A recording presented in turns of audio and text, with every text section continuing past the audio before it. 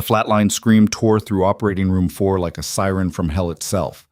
Blood pooled faster than anyone could suction it. The lead surgeon's hands were shaking, actually shaking, and he didn't even know where to cut next. In the corner of the room, barely noticed, a nurse in pale blue scrubs stood perfectly still. Her name was Maya Torres. 20 minutes ago, they'd laughed when she walked in. "Don't touch anything important," someone had joked. Now the patient was dying, and Maya was the only person in that room who wasn't scared, because she'd seen this exact wound before, just not in a hospital. She'd seen it on a rooftop in Helmand Province under mortar fire, with no lights and no backup, and she'd stopped the bleeding with her bare hands. The man on the table? She knew him too. If you want to know how a nurse they mocked became the only one who could save him, and why this surgery was never supposed to succeed, stay with me until the end. Drop a comment with your city so I can see how far this story travels. Let's go. Maya Torres pushed through the double doors of Crescent Bay Medical Center at 5:47 a.m., the sky still bruised purple over the Pacific. Her scrubs were generic hospital blue, her hair pulled back tight. No jewelry except a faded watch with a cracked face. She'd learned a long time ago not to wear anything someone could grab. The lobby smelled like disinfectant and burnt coffee. A security guard nodded at her without looking up from his phone. She swiped her badge at the staff entrance and took the stairs instead of the elevator. Habit. Always know your exits. The third-floor surgical wing was already alive with noise, carts rattling, phones ringing, residents shouting orders like they were directing traffic. Maya slipped past them, scanning the assignment board near the nurse's station. Or 4. Assisting. Trauma case. Incoming. She felt her stomach tighten, just a little. It had been 3 years since she'd worked trauma. 3 years since she'd left the service, traded her combat medic uniform for scrubs that didn't have her rank on them. 3 years of keeping her head down, following orders, blending in. Torres, right? She turned.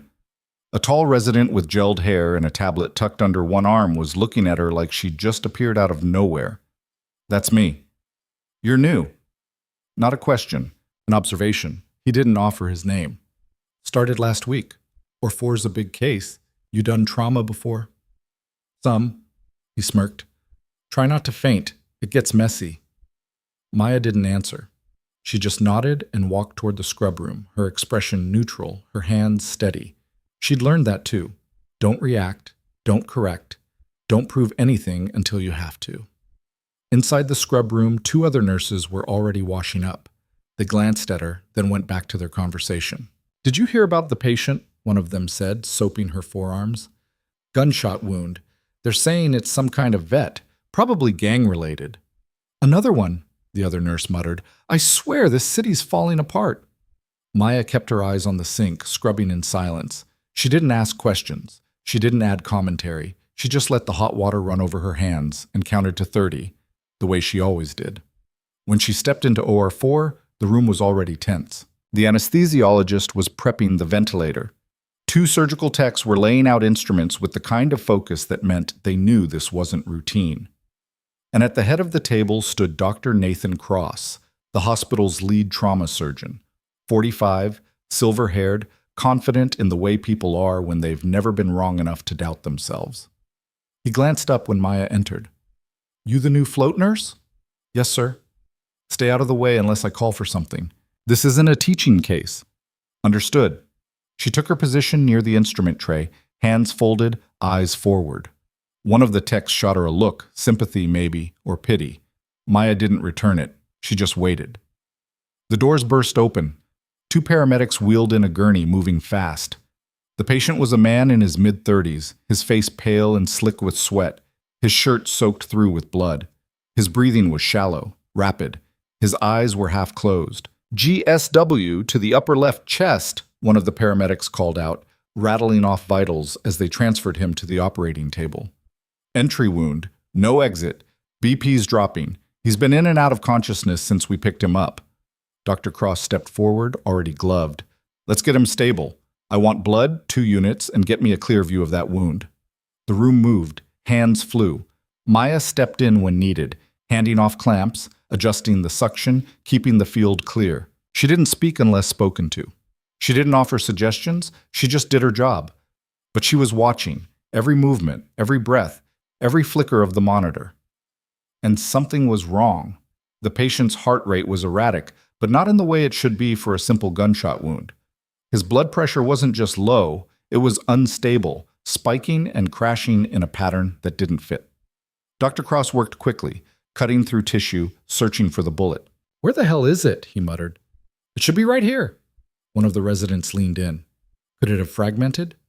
"Possible. Keep suctioning." Maya's eyes flicked to the monitor. The oxygen saturation was dropping, not fast, but steady, like a slow leak. She glanced at the wound. The entry was clean, high on the chest, just below the clavicle. But the bleeding, it wasn't coming from where Dr. Cross was looking. Her hands tightened slightly. She knew this. She'd seen this. Not here. Not in a clean, bright operating room with a full team and every tool she could want. She'd seen it in a field hospital outside Kandahar, in a tent with no AC and a generator that kept cutting out. A Marine with a chest wound, bleeding internally, and everyone looking in the wrong place because the entry wound was a distraction. The real damage was deeper. Maya opened her mouth, then closed it. "Stay in your lane." That's what they'd told her. That's what they always told her. But the patient's BP dropped again. Hard.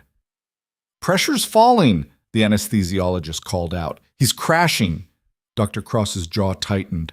"I need more exposure. Retract here." "Doctor," Maya started. "Not now. You're looking in the wrong place." The room went still. Every pair of eyes turned toward her. Dr. Cross didn't even look up. "Excuse me?" Maya's voice stayed level. Calm. The bullet didn't stay near the entry. It tracked deeper. "You're not going to find it where you're cutting." Now he looked at her. His expression was ice. "Are you a surgeon, Nurse Torres?" "No, sir." "Then stay in your lane." One of the residents stifled a smirk. The tech beside her shifted uncomfortably. Maya stepped back. Her face didn't change, but inside something hard and familiar settled into place. She'd been here before. Different room, different war, same dismissal. Dr. Cross went back to work, widening the incision, searching. The monitors beeped faster. The patient's oxygen dropped further. "Come on," Cross muttered. "Where are you?" The blood kept coming, and then, without warning, the patient's hand shot out. His fingers wrapped around Maya's wrist, tight and desperate. Everyone froze. His eyes opened. Barely. Glassy with pain and medication, but focused, locked on her face. His voice was a rasp, barely audible. "You!" Maya's breath caught. "You were there." Dr. Cross frowned. "He's delirious. Ignore it." But the patient didn't let go. His grip tightened. "Helmand," he whispered. "The roof. You stopped the bleeding." The room went silent. Maya stared at him. And for the first time since she'd walked into that OR, her expression cracked. She knew that face. Sergeant Ethan Cole, 3rd Battalion. She'd pulled him off a rooftop after an IED hit his convoy. No morphine, no real light, just her hands and a prayer she didn't believe in. She'd saved his life once, and now he was dying again. "Call her," Ethan rasped, his eyes rolling back. She knows how to." His hand went slack. The monitor screamed. "He's coding!" the anesthesiologist shouted. Dr. Cross stepped back, stunned. "Start compressions." But Maya didn't move. Her mind was already 3 steps ahead. She knew what was happening. She knew where the bleeding was. She knew exactly what they needed to do. And she knew they were going to fight her every step of the way. "Doctor." Cross looked at her, and for the first time there was uncertainty in his eyes. "What did he mean?" Cross asked. "What does he think you know?" Maya met his gaze. Her voice was steady, cold. "He means I've done this before. Under fire. Without a team. Without time." She stepped forward. "And if you want him to live, you're going to let me do it again." The flatline scream filled the room, and the clock started ticking. Dr. Cross stared at her like she'd just spoken in another language. Around them, the chaos continued. Compressions. Someone calling for the crash cart. Another nurse adjusting the IV line. But in that moment, in the center of the storm, It was just the two of them. You want me to hand over my OR to a nurse? Cross said slowly. I want you to let me find the bleed before he dies on this table. You don't have the authority. He's got a subclavian artery injury, Maya cut in. The bullet didn't lodge.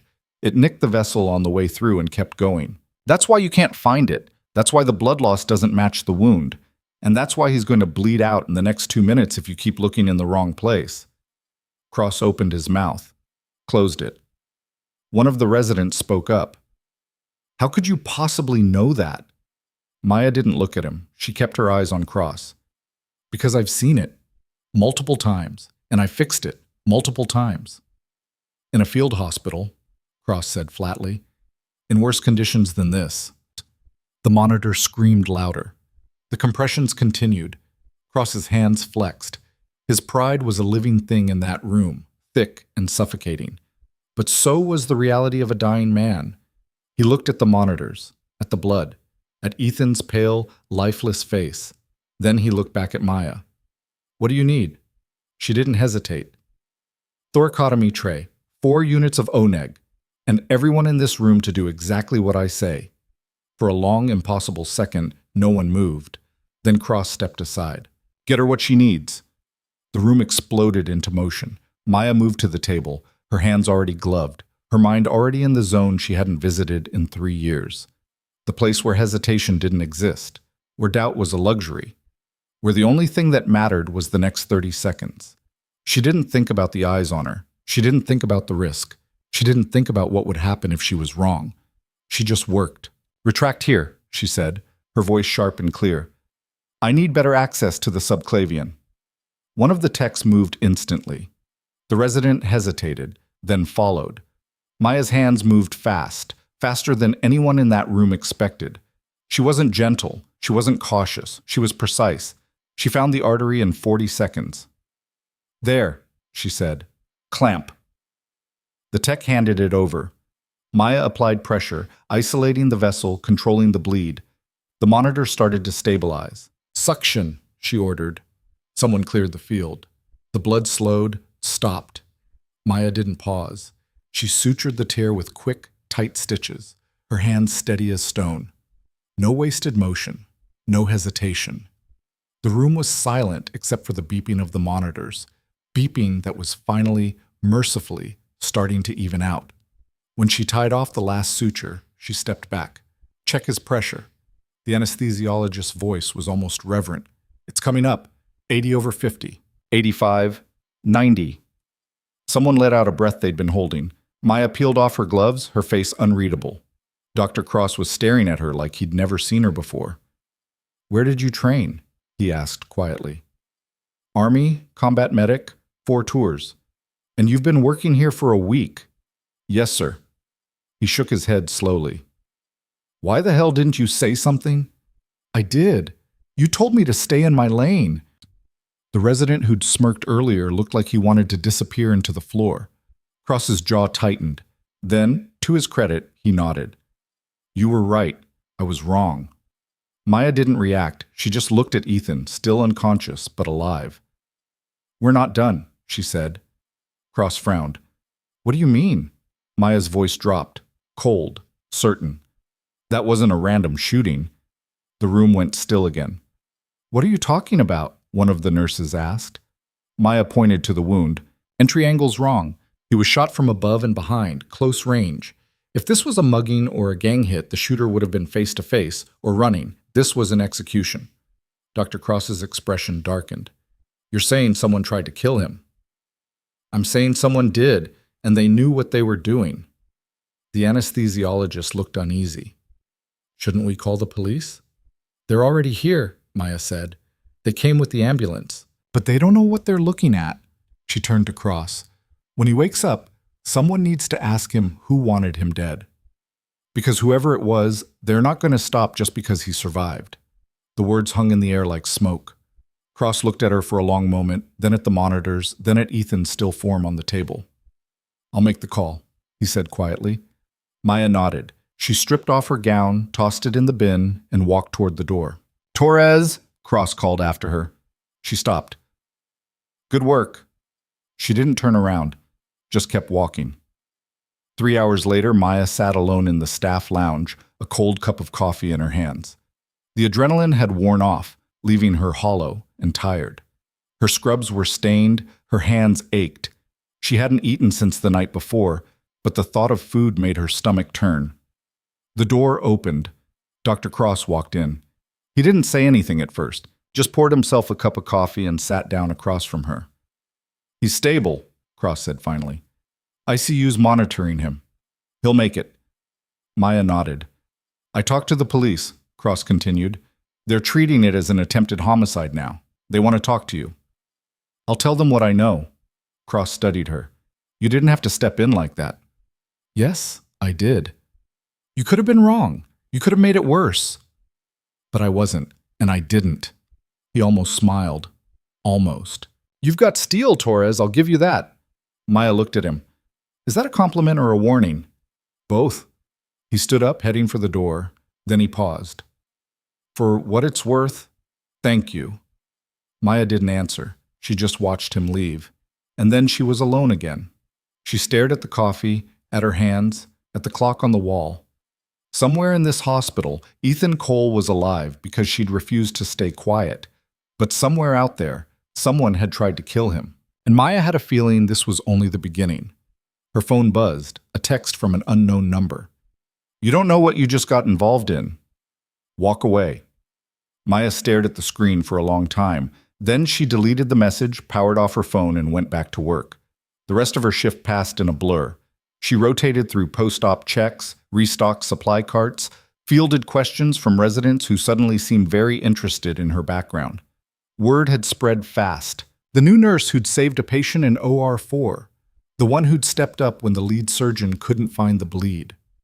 By noon, she was exhausted. By 2 p.m., she was running on fumes. By 4, she was in the ICU, standing outside Ethan Cole's room. He was still unconscious, intubated, wires and tubes snaking out of him like vines. But his vitals were stable. His color was better. He was going to live. Maya stood there for a long time, just watching him breathe. She remembered the last time she'd seen him. Sand and blood and screaming, the sound of rotors overhead. The weight of his body as she dragged him to cover. His voice, weak but steady, saying the same thing over and over. "Don't let me die here. Please. Don't let me die here." She hadn't, and she wasn't going to let him die now. A voice spoke behind her. "You know him." Maya turned. A woman in her early 40s stood in the hallway, dressed in a sharp navy suit, her hair pulled back in a tight bun. Her eyes were sharp, calculating. "Who are you?" Maya asked. The woman held up a badge. "Detective Rachel Monroe by Crescent Bay PD. I'm investigating the shooting." Maya didn't move. "What do you want from me?" "I want to know how you recognized the wound pattern, how you knew it was an execution." "I told the officers who came with the ambulance." "I know what you told them. I want to hear it from you." Maya glanced back at Ethan, then at Monroe. "I've seen it before. Overseas, when someone wants a kill to look random but needs it done fast." Monroe tilted her head. "You were Army? Medic, 4 tours. Afghanistan?" "Mostly." Monroe studied her. "And you're sure this wasn't random?" "I'm sure." "Then we've got a problem." Maya's eyes narrowed. "What kind of problem?"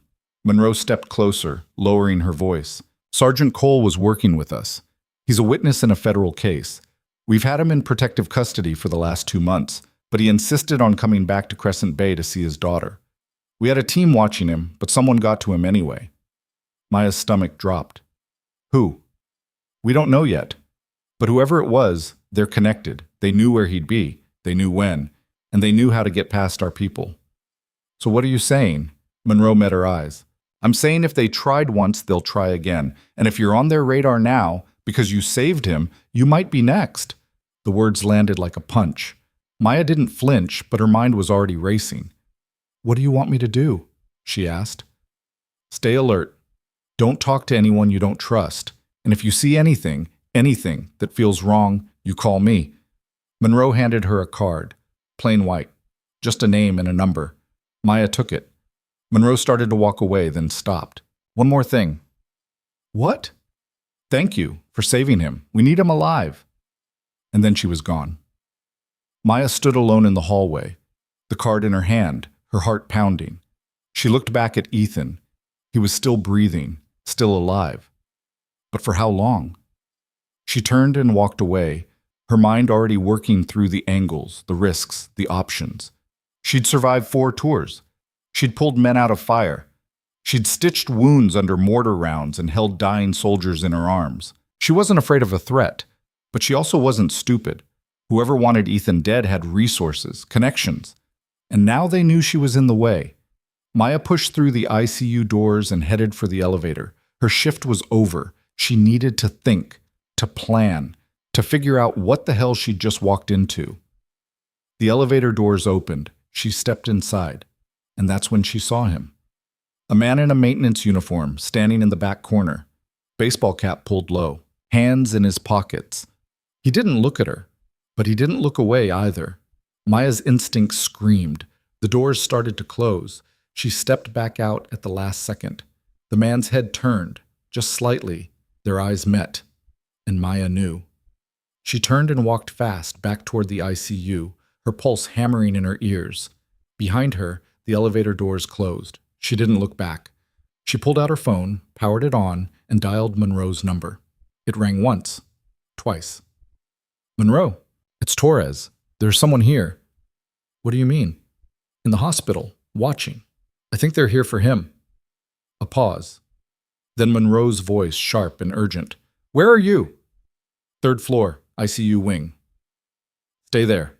I'm sending a unit now. The line went dead. Maya stood in the middle of the hallway, nurses and doctors moving past her, oblivious. And somewhere in this building, a killer was waiting. She turned and walked back to Ethan's room. If they wanted him, they'd have to go through her first. She stepped inside and closed the door behind her, and waited. 5 minutes later, 2 uniformed officers arrived.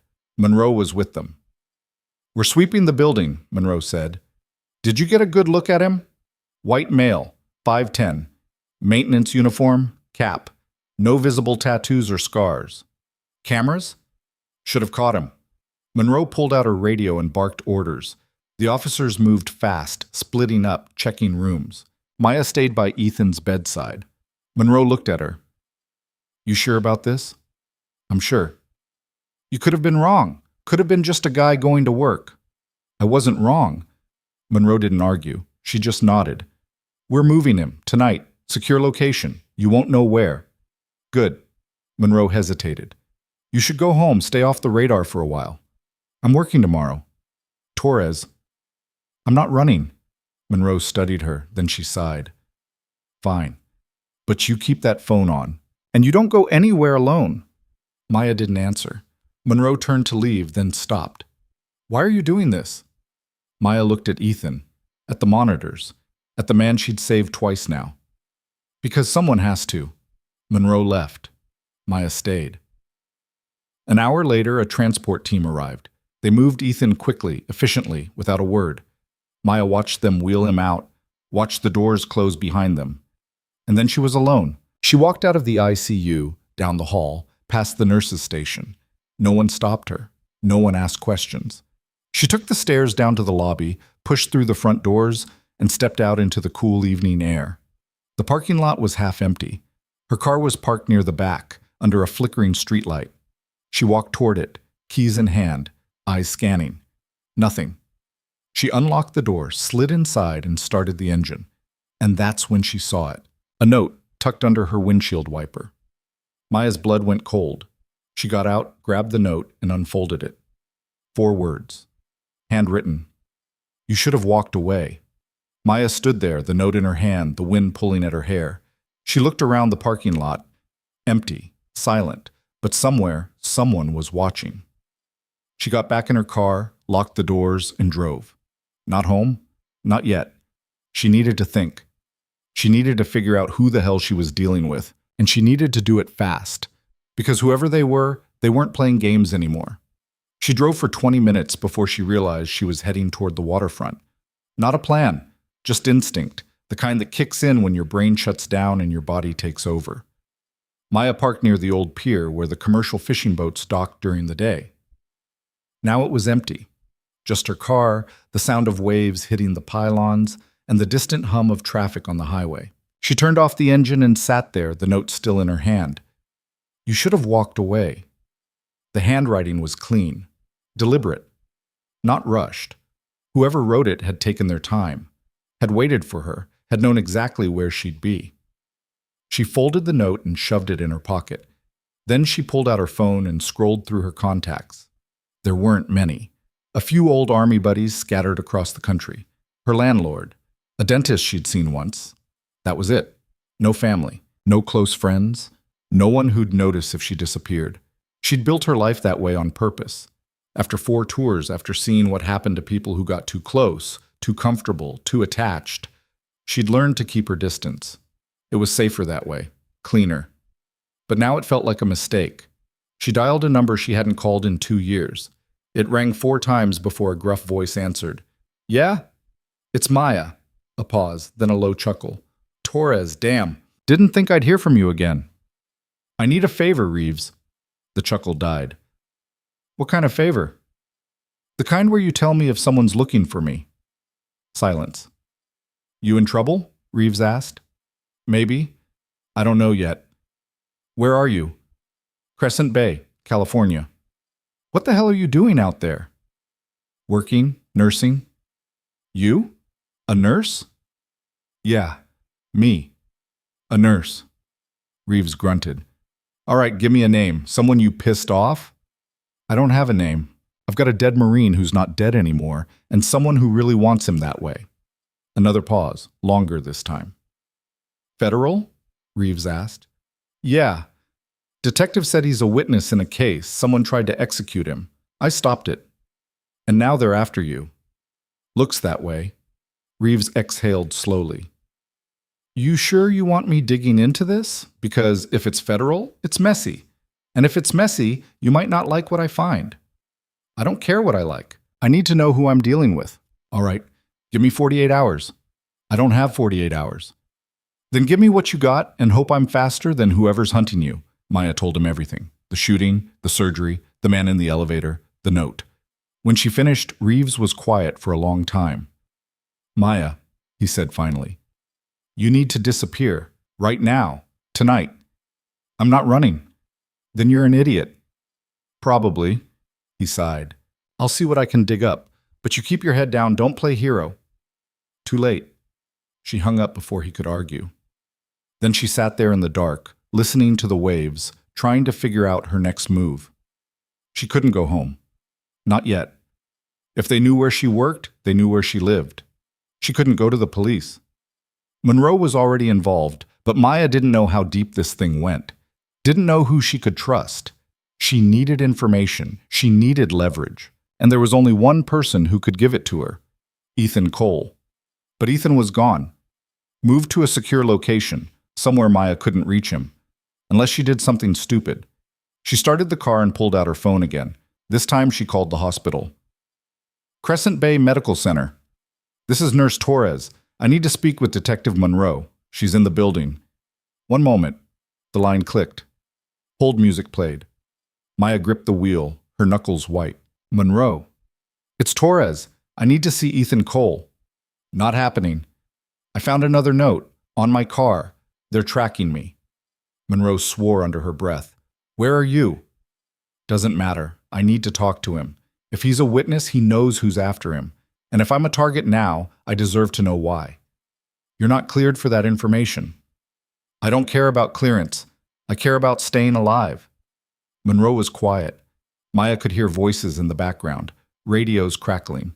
I'll see what I can do, Monroe said finally. But I'm not making promises. Fair enough.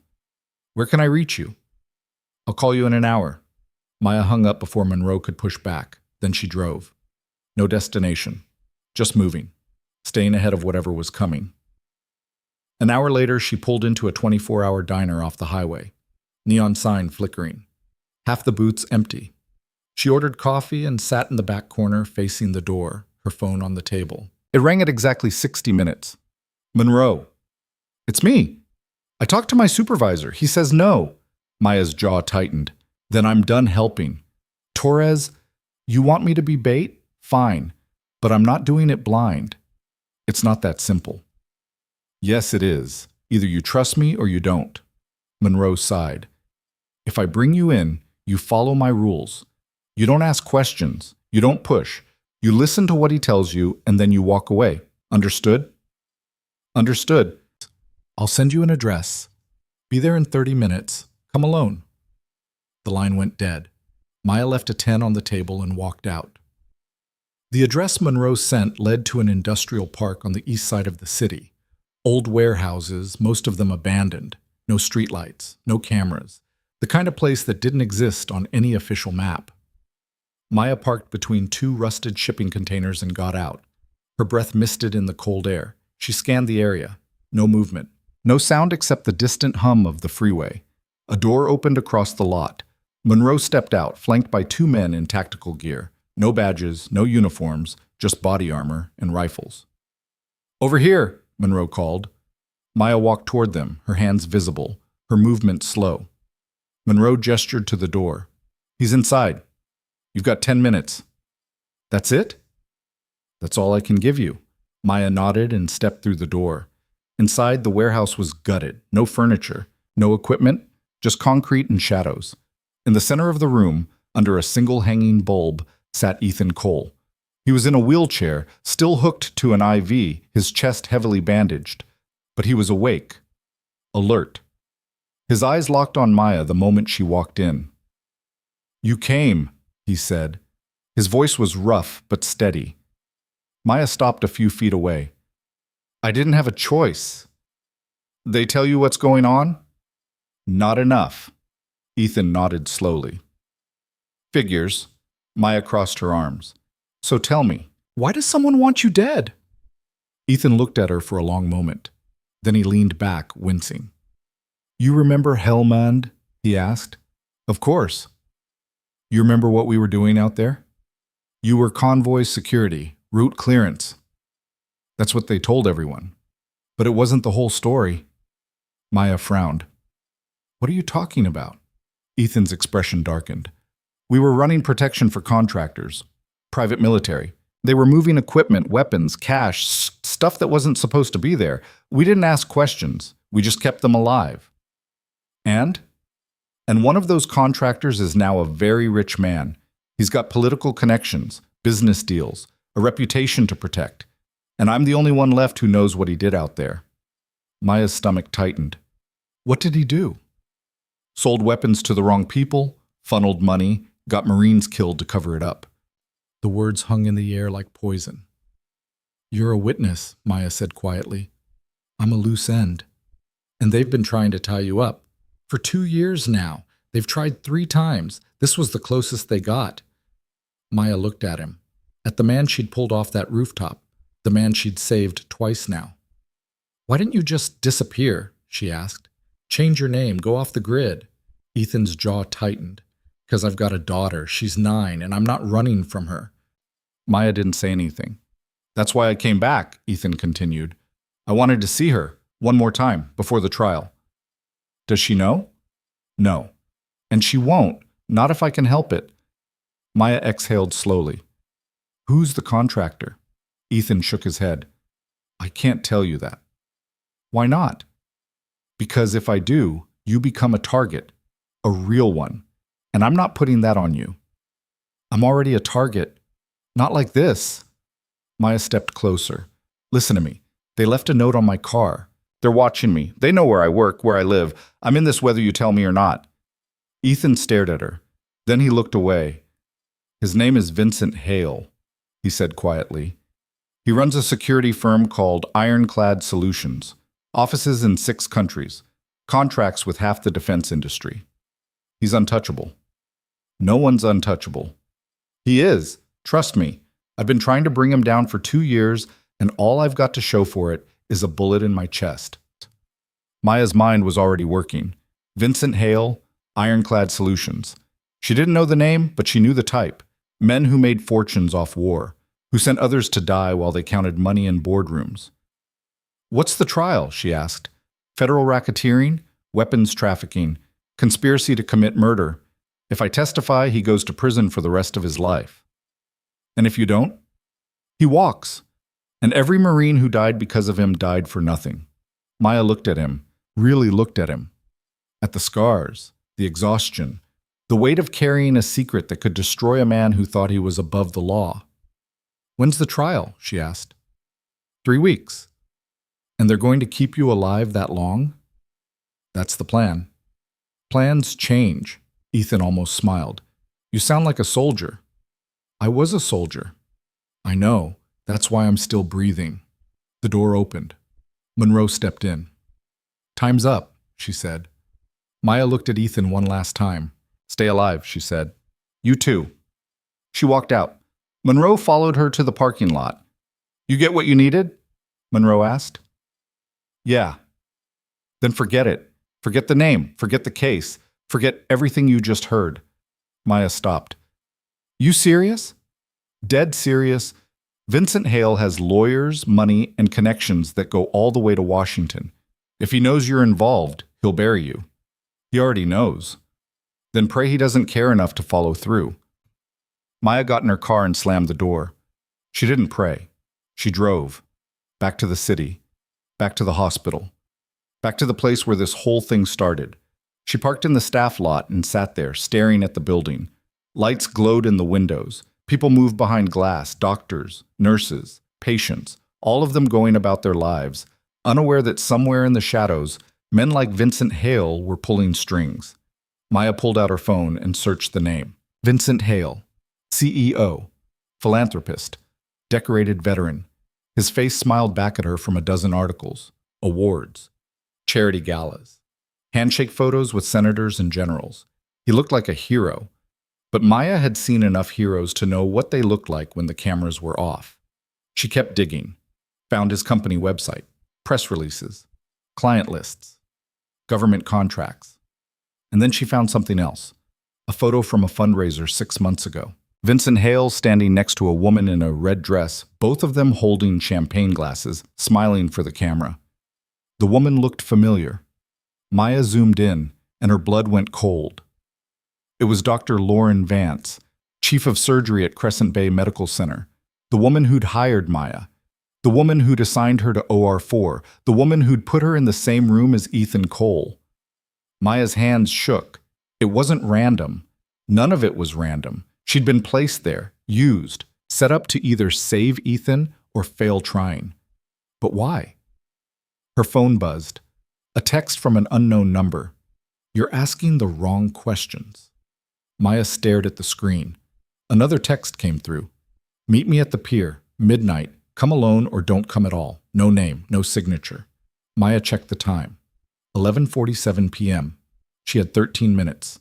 She started the car and drove. The pier was dark when she arrived. No boats, no people. Just the sound of water slapping against the wood and the creak of old boards shifting in the wind. Maya parked and got out, her hand instinctively moving to her pocket where she kept a small folding knife. Not much, but better than nothing. She walked to the end of the pier and waited. At exactly midnight, a figure stepped out of the shadows. A man, tall, mid-40s, wearing a dark jacket and jeans. His face was hidden in shadow, but his posture was military, controlled, disciplined. You came, he said. Who are you? Someone who wants to help. That's not an answer. The man stepped closer. The light from a distant street lamp caught his face. Maya's breath stopped. She knew him. Captain Derek Wade, her old CO from Afghanistan. The man who'd led her unit. The man who'd put her name forward for commendations she never received. The man she thought had died in a helicopter crash 3 years ago. Wade? She whispered. He nodded. But you're dead.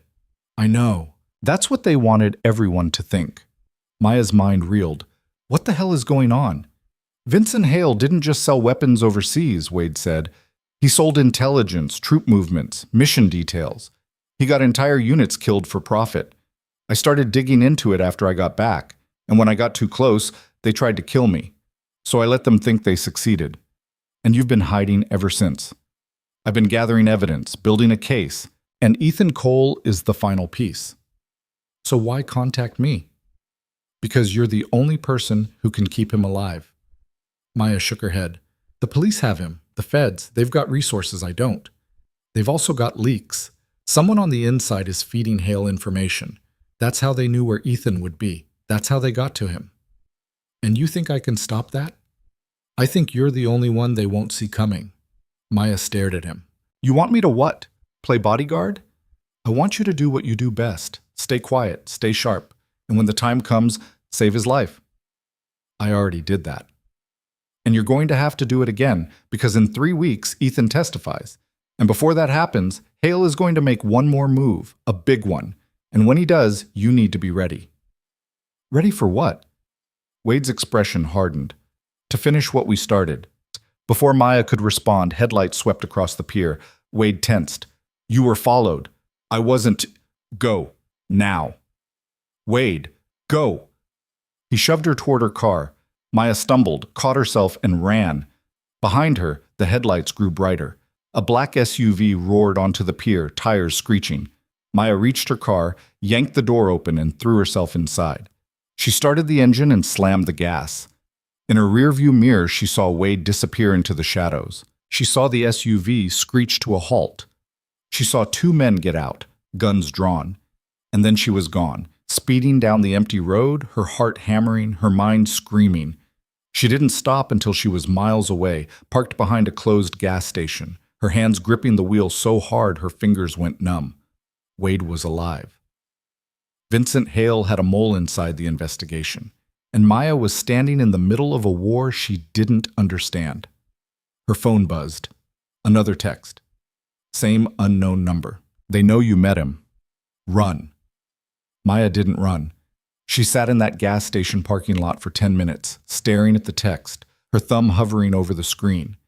Every instinct she'd honed over 4 tours told her to move, to disappear, to get as far from Crescent Bay as 1 tank of gas would take her.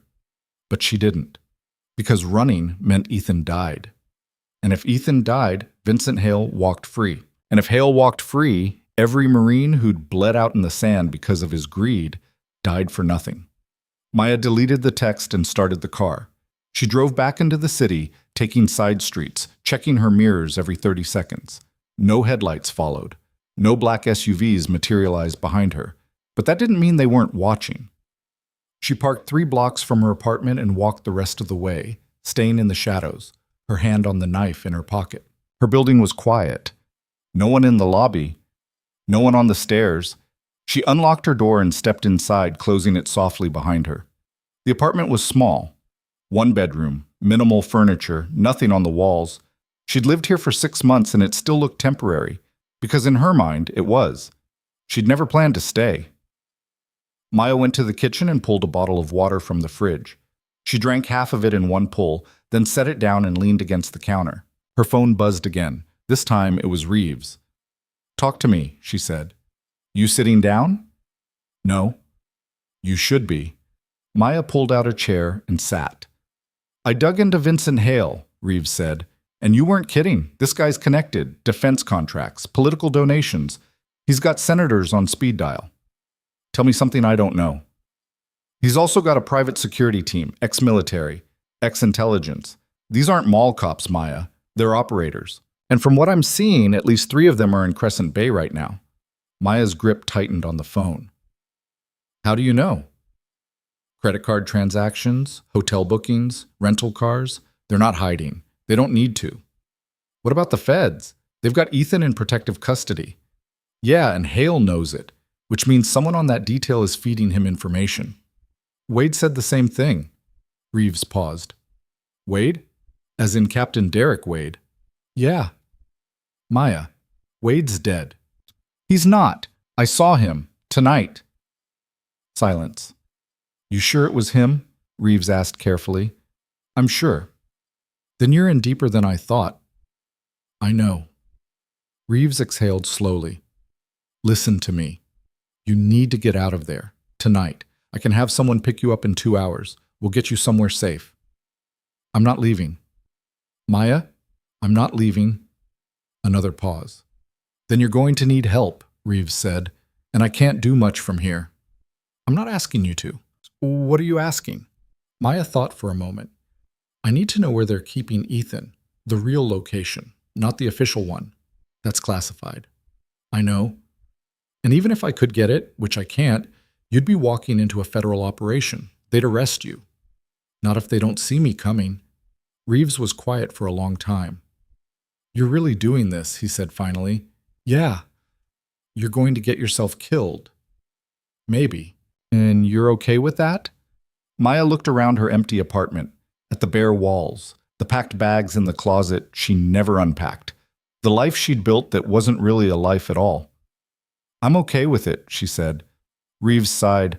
I'll see what I can find, but it's going to take time. How much time? 24 hours, maybe less? I'll take it. She hung up.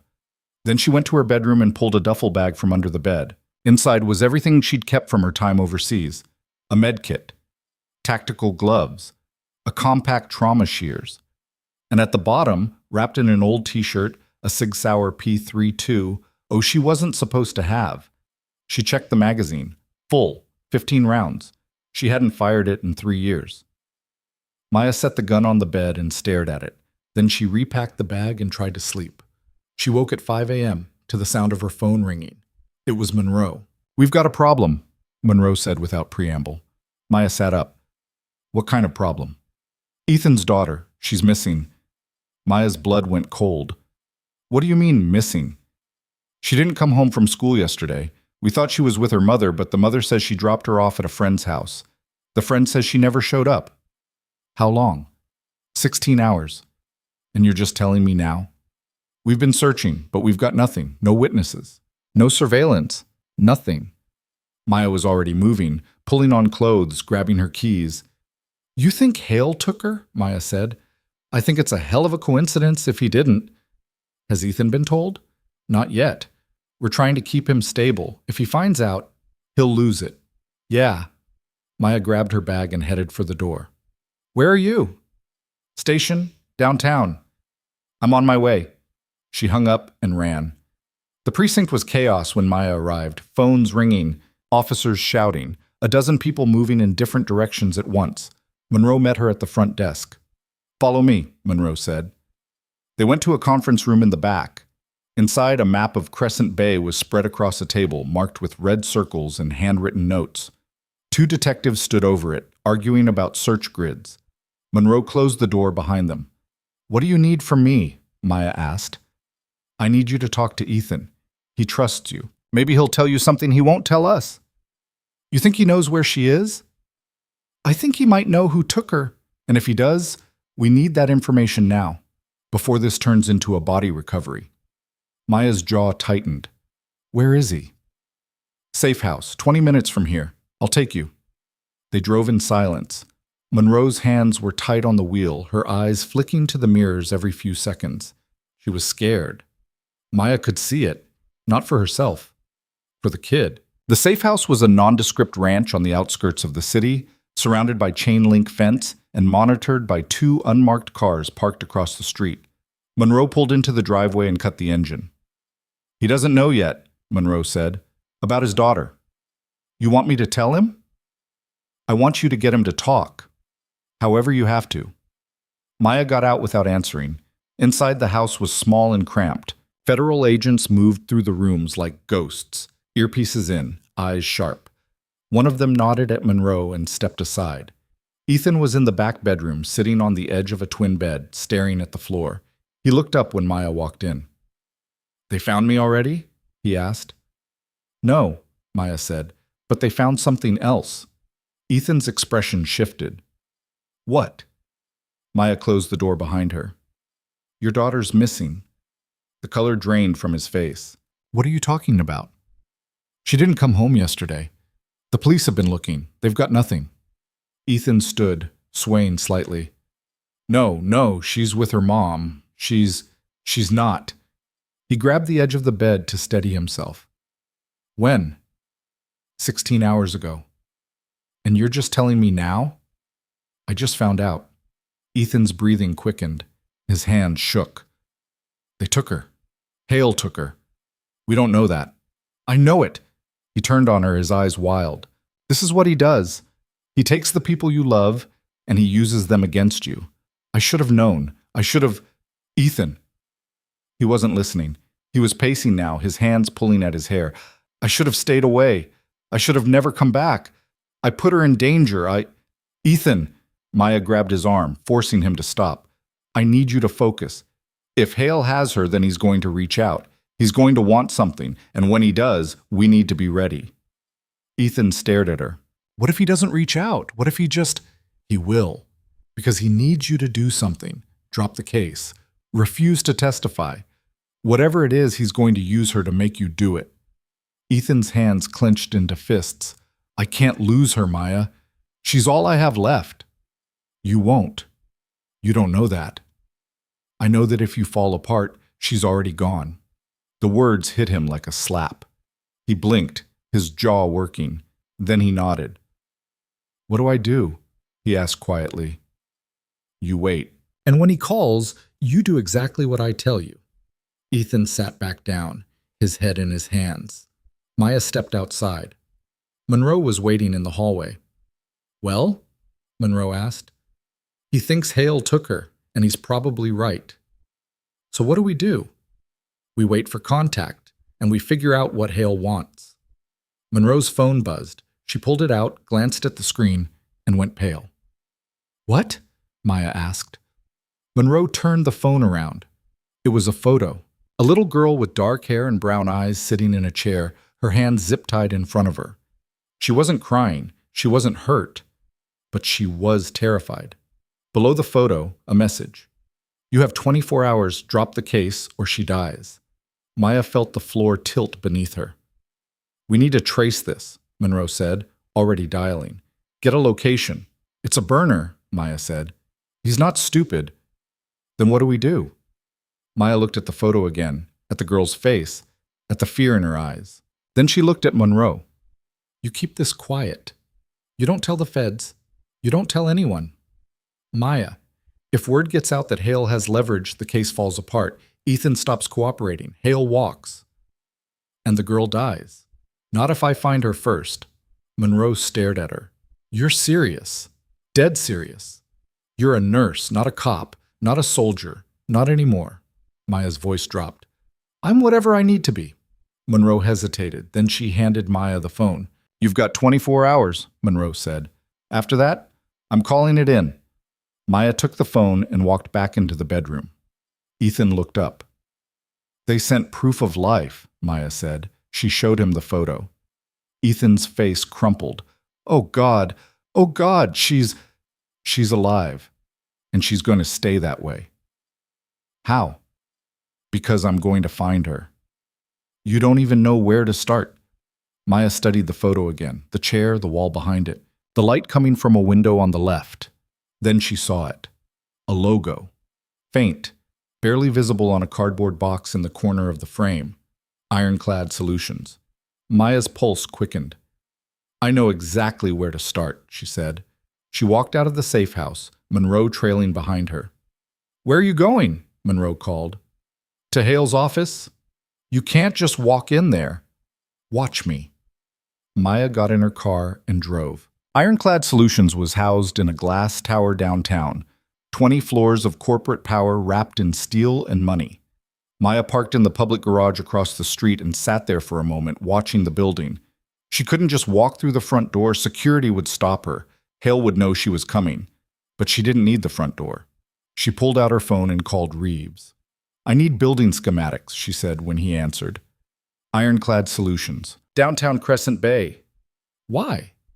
Because I'm going in. Maya, that's insane. I don't have a choice. They took a kid. I've got 24 hours to find her. Reeves swore. Hold on. She heard typing. Fast. All right, Reeves said. I'm looking at the blueprints now. You've got a service entrance on the north side. Delivery trucks use it. Security's lighter there. What about cameras? Everywhere, but if you time it right, you can slip in during a shift change. They rotate every 4 hours. Next one's at noon.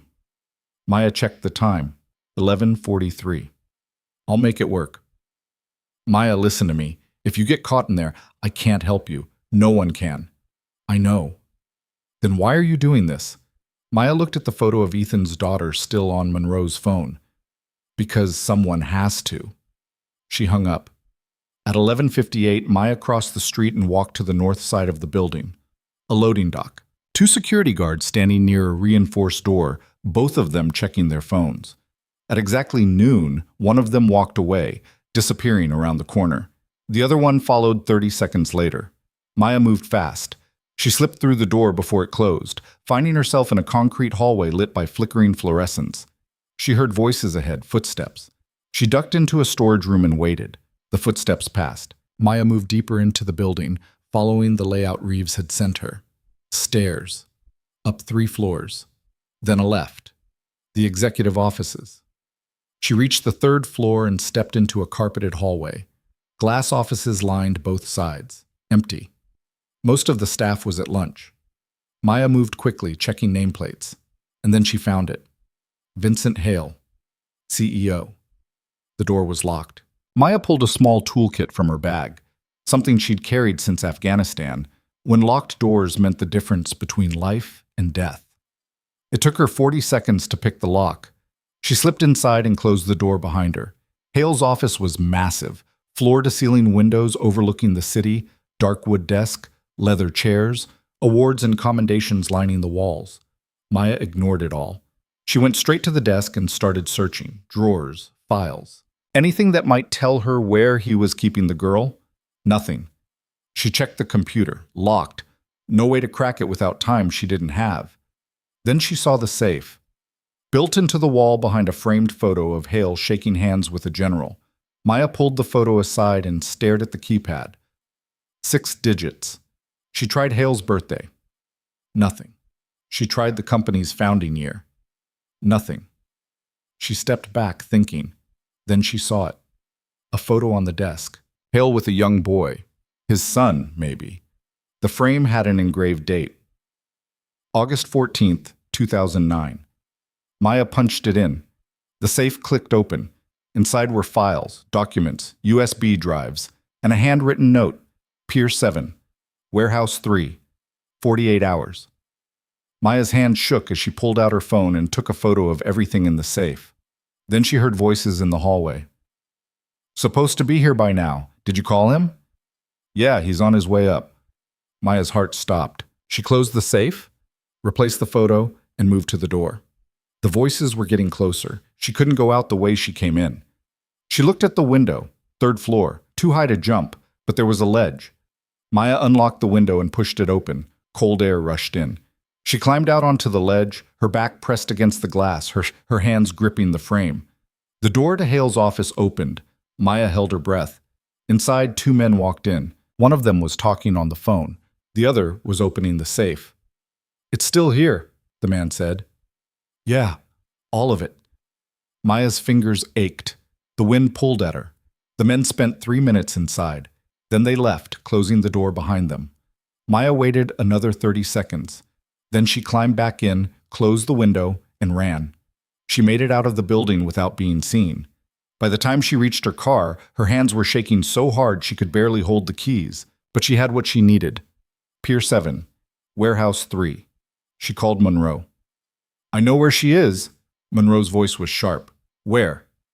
Pier 7, Warehouse 3. We need to move now. How do you know?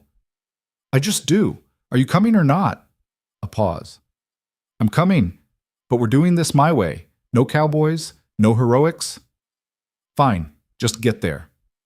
Maya hung up and drove. Pier 7 was abandoned, rusted metal, broken windows, a place the city had forgotten. Maya parked a block away and approached on foot. Warehouse 3 was at the far end, its doors chained shut. She moved around the perimeter looking for another way in, a side door. Unlocked. Maya pulled her gun and stepped inside. The warehouse was dark, silent. She moved carefully, her eyes adjusting to the dim light filtering through cracks in the roof. And then she saw her. Ethan's daughter. Tied to a chair in the center of the room. Alone. Unguarded. Maya's instinct screamed. This was too easy. She started to back away. And then the lights came on. Blinding, all at once. Maya froze. A voice spoke from the shadows. I was wondering when you'd show up. A man stepped into the light. Vincent Hale. He wasn't what Maya expected. Older, grayer, but his eyes were sharp, calculating. You've been very busy, Nurse Torres, Hale said. Breaking into my office, interfering with my business, costing me a lot of money. Maya didn't lower her gun. Let the girl go. I don't think so. She's got nothing to do with this. She's got everything to do with this. She's the only thing keeping her father in line. He's not going to stop. You know that. Hale smiled. He will. Once he sees what happens to people who don't. Maya's finger moved to the trigger, and then she heard it. The click of a gun behind her. Drop it, a voice said. Maya didn't move. Drop it, now. She let the gun fall to the floor. Hale stepped closer. You should have walked away, he said, like everyone else. Maya met his eyes. I don't walk away. Hale's smile faded, and then the warehouse exploded with gunfire. Maya hit the ground as bullets tore through the air above her. The muzzle flashes came from the catwalks. 3 shooters, maybe 4, positioned high with clear lines of sight. Professional. Coordinated. But the first rounds weren't aimed at her. They were aimed at Hale's men.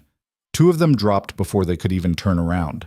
The third dove behind a stack of crates, returning fire blindly. The man who'd been holding a gun on Maya spun toward the catwalks and took a round to the shoulder. He went down hard. Maya didn't think. She grabbed her gun from the floor and rolled toward the nearest cover, a rusted forklift 20 feet away. More rounds punched into the concrete where she'd been lying. Hale was shouting orders, but his voice was drowned out by the gunfire. Maya reached the forklift and pressed herself against the metal frame, her heart slamming against her ribs. She looked across the warehouse floor. The girl was still tied to the chair, frozen in terror, right in the middle of the kill zone. Maya swore under her breath. She couldn't leave her there. The shooting stopped for a moment, both sides reloading, repositioning. In that brief silence, Maya heard footsteps on the catwalks, moving fast, tactical. Then a voice called out from above. Torres, stay down. She knew that voice. Wade. Maya risked a glance up. 3 figures were moving along the catwalk, using the shadows and support beams for cover. They weren't cops. They weren't feds. They moved like soldiers, and they were here for Hale. Another burst of gunfire erupted. This time it was Hale's remaining men trying to retreat toward the back exit. One of them made it 5 steps before he took a round to the leg and collapsed. Maya used the chaos. She broke from cover and sprinted toward the girl, staying low, her gun up. She made it halfway before someone opened up on her. Rounds sparked off the concrete. She dove, slid behind an old shipping container, and came up firing 2 shots toward the muzzle flash. She didn't know if she hit anything, but the shooting stopped. She moved again, reached the chair. The girl's eyes were wide, her face streaked with tears. Don't move, Maya whispered. I'm getting you out. She pulled her knife and cut through the zip ties. The girl's hands were trembling so hard she couldn't stand. Maya grabbed her, hauled her up, and half carried her back toward the forklift. More gunfire, shouting, someone screaming. Maya shoved the girl behind the forklift and covered her with her own body. Close your eyes, Maya said. Don't look. Don't move. The girl nodded, squeezing her eyes shut. Maya turned back toward the fight. Hale was retreating now, his men laying down suppressing fire as they backed toward a side door. But Wade's team had them pinned. Every time one of Hale's shooters tried to move, they got hit. And then Maya saw it. Hale wasn't retreating. He was running, straight for the back exit, leaving his men behind. Maya's jaw tightened. Not this time. She broke from cover and sprinted after him. Behind her, Wade shouted something, but she didn't stop. Hale shoved through the exit door and disappeared into the alley beyond. Maya hit the door 3 seconds later, bursting outside into the cold air. The alley was narrow, lined with dumpsters and trash. Hale was 30 feet ahead, running hard despite his age. Maya chased him. Her lungs burned. Her legs screamed, but she didn't slow down. Hale reached the end of the alley and turned left, heading for the street. Maya followed. She came around the corner just as Hale reached a black SUV parked at the curb. He yanked the door open and dove inside. Maya raised her gun. Don't move! Hale froze, half in the vehicle, his hand on the ignition. Get out, Maya said, her voice steady despite the adrenaline tearing through her. Hale turned slowly. His face was calm, too calm. You won't shoot me, he said. Try me. You're a nurse. You save lives. You don't take them. Maya's finger tightened on the trigger. You don't know me. I know enough. You're the type who follows rules, who does the right thing, who believes in the system. The system you bought. Hale smiled. Exactly. So what are you going to do? Shoot me in the street? Become a murderer? For what? A washed-up Marine who should have kept his mouth shut? Maya didn't answer. Hale's smile widened. That's what I thought. He started to get into the SUV. Maya fired. The round punched through the windshield 2 inches from Hale's head. He jerked back, his eyes wide. Next one goes center mass, Maya said. Get out, now. Hale stared at her. For the first time, she saw fear in his eyes. He stepped out of the SUV, hands raised. On the ground, Maya ordered. Hale knelt slowly, then lay flat, his hands behind his head. Maya kept the gun on him, her hands steady. Footsteps pounded behind her. She didn't turn. Torres! Monroe's voice. Maya glanced back. Monroe was sprinting down the alley, 2 uniformed officers behind her. Behind them, Wade and his team were securing the warehouse. Monroe reached Maya, breathing hard. She looked at Hale on the ground, then at Maya. You good? Monroe asked. I'm good. Monroe pulled out her cuffs and moved toward Hale. Vincent Hale, you're under arrest for kidnapping, attempted murder, and conspiracy to commit. You can't prove any of that, Hale interrupted, still lying on the pavement. You've got nothing. Monroe smiled. Actually, we do. She pulled out her phone and turned it toward him. On the screen was a video. Hale's office, the safe, the documents Maya had photographed. An audio, clear as day. Hale's voice. If the trial goes forward, eliminate the witness. I don't care how. Just make it look random. Hale's face went white. Where did you... Your office, Monroe said. Turns out your security cameras record audio too, and they back up to a cloud server, which we just subpoenaed. Hale's mouth opened, closed. Monroe hauled him to his feet and cuffed him. You have the right to remain silent. I suggest you use it. 2 officers took him away. Maya lowered her gun, her hands shaking now that the adrenaline was fading. Monroe looked at her. That was insane. You know that, right? Yeah. You could have gotten yourself killed. I know. Monroe shook her head. But you got the girl out. And you got him. Maya looked back toward the warehouse. Is she okay? She's with paramedics, scared but unhurt. Maya nodded. Wade approached from the alley entrance, his rifle slung over his shoulder. His face was hard, but his eyes were grateful. You should have waited for backup, he said. I didn't have time. You never do. He looked at Monroe. We clear? Monroe hesitated. Depends. Who the hell are you? Captain Derek Wade, Army, retired. You're supposed to be dead. I got better. Monroe's eyes narrowed. You're going to need to come with me, answer some questions. I will, but first I need to talk to her. Monroe looked at Maya, then at Wade. 5 minutes, then I'm taking statements from both of you. She walked away. Wade turned to Maya. You did good in there. I almost got that kid killed. But you didn't. You kept your head. You made the right calls. Maya looked at him. Why didn't you tell me you were alive? Because if Hale knew, he would have sent people after me, and after anyone connected to me. I had to stay dead until I had enough evidence to bury him. And now you do. Now I do. Maya exhaled slowly. What happens next? The feds take over. They'll use the evidence I've been gathering to build a case. Ethan testifies. Hale goes to prison for the rest of his life. And you? Wade smiled faintly. I disappear again. It's safer that way. For who? For everyone. Maya wanted to argue, but she knew he was right. Wade reached into his jacket and pulled out a small USB drive. He handed it to her. What's this? Maya asked. Everything. Documents, recordings, proof of what Hale did overseas, what he's been doing since. If anything happens to me, you give this to the prosecutors. Maya took the drive. Nothing's going to happen to you. You don't know that. I do, because you're too stubborn to die. Wade almost laughed. So are you. He turned to leave. Wade, Maya called. He stopped. Thank you, she said, for showing up when you did. Wade nodded. That's what we do. We show up. And then he was gone. Maya stood alone in the alley, the USB drive in her hand. the weight of everything settling over her like a blanket. She'd done it. She'd saved the girl. She'd stopped Hale. But it didn't feel like victory. It felt like survival. Monroe returned a few minutes later. "Come on. We need to get your statement, and then you need to get checked out by a medic." "I'm fine." "You're not, but we'll argue about it later." They walked back to the warehouse. Paramedics were loading the girl into an ambulance.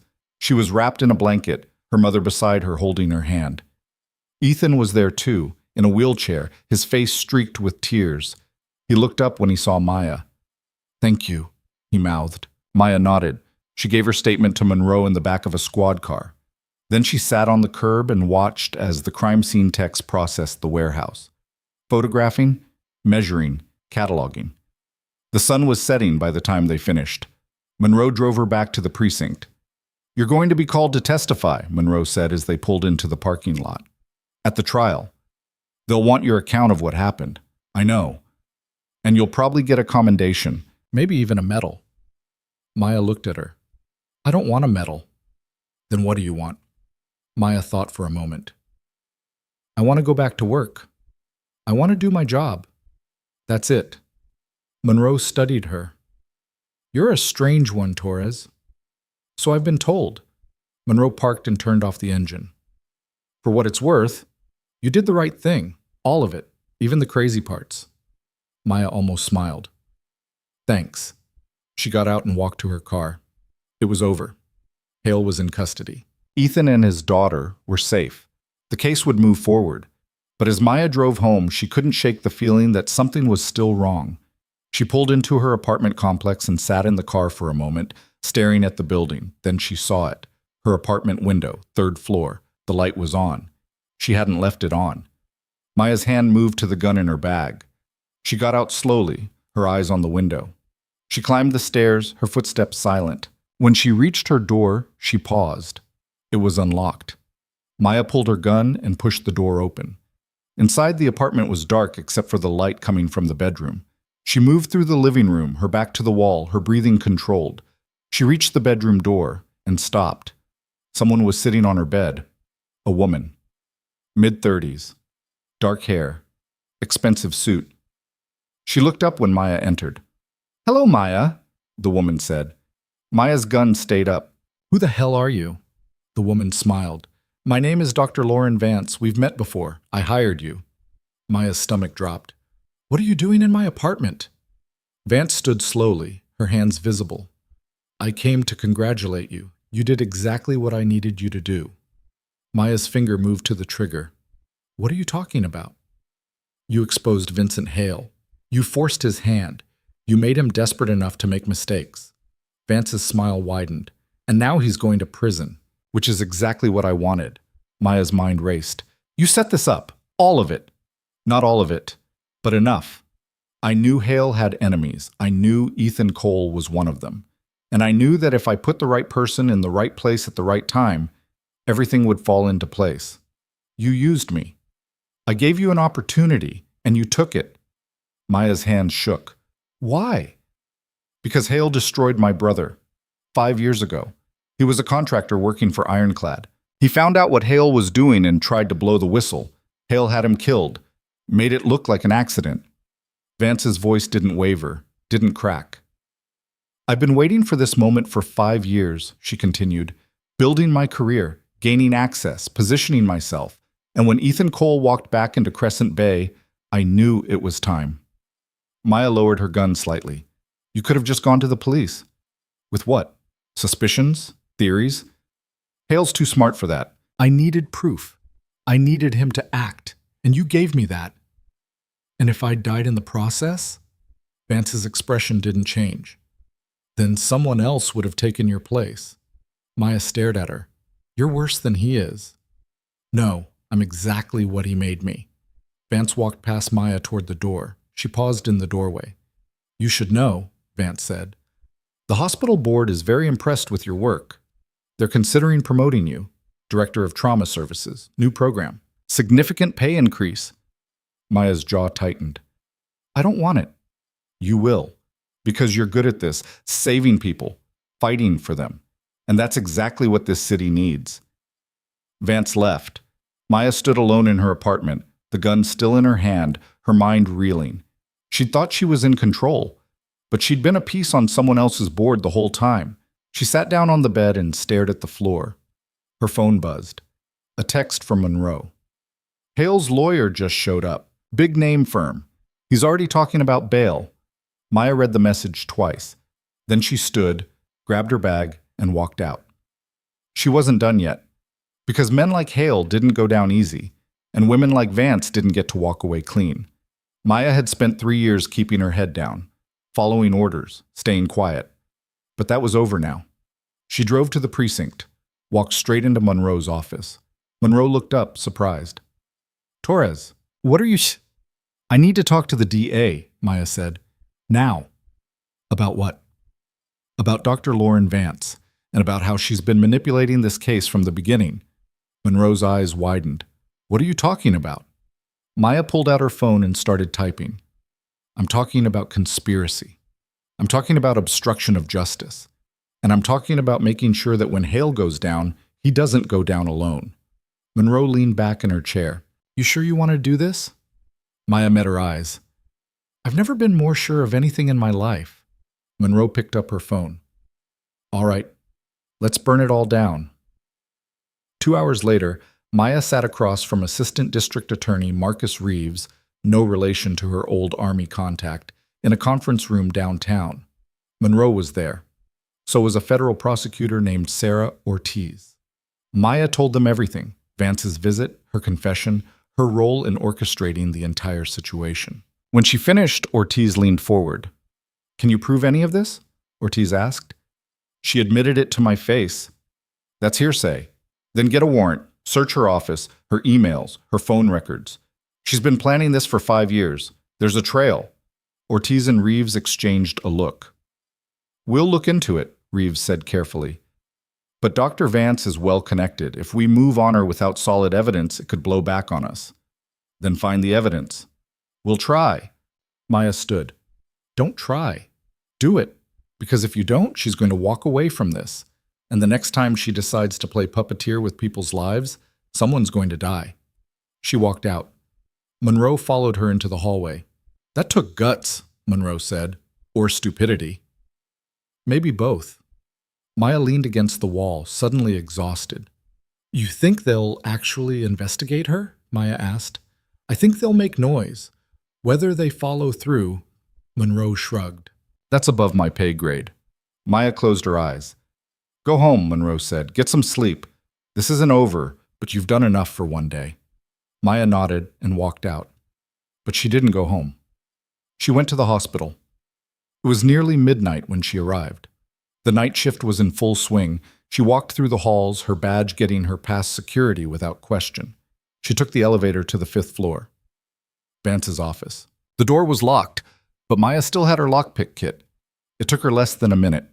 Inside, the office was pristine, organized, everything in its place. Maya went straight to the desk and powered on the computer. Locked. She tried a few obvious passwords. Nothing. Then she noticed a framed photo on the desk. Vance with a young man. Her brother, probably.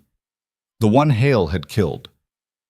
There was a date engraved on the frame, July 22nd, 19. Maya tried it.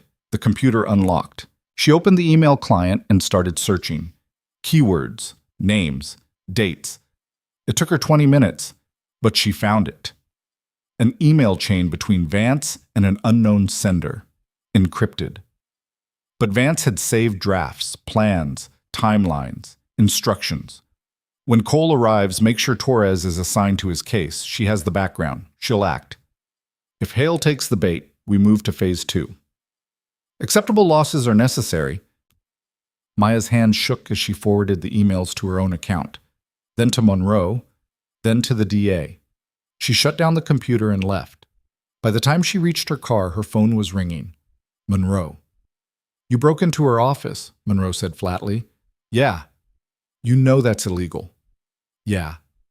And you know anything you found won't be admissible in court. I know, but it'll be enough to get a warrant, and once you have that, you'll find the real evidence. Monroe was quiet for a moment. You're either brilliant or completely insane, Monroe said. Probably both. Monroe hung up. Maya sat in her car and waited. 3 hours later, just as the sun was starting to rise, her phone buzzed. A text from Monroe. Warrant approved. Feds are moving on Vance now. Maya exhaled slowly. She drove home, but she didn't sleep. She showered, changed, made coffee she didn't drink. At 8 a.m., her phone rang. Monroe. They got her, Monroe said. Arrested her an hour ago. Found everything you said they would. Emails, burner phones, financial records showing payments to a private investigator who'd been tracking Hale for years. What happens now? She's being charged with conspiracy, obstruction, and a few other things the lawyers are still working out. She'll do time. Not as much as Hale, but enough. Maya nodded even though Monroe couldn't see her. There's something else, Monroe said. The DA wants to meet with you. This afternoon. Why? Because you just helped them take down 2 major cases in 1 week. They want to talk about what's next. There's nothing next. I'm done. Are you? Maya didn't answer. 2 o'clock, Monroe said. Downtown office. Don't be late. She hung up. Maya sat on her couch, staring at nothing. She'd won. Hale was going to prison.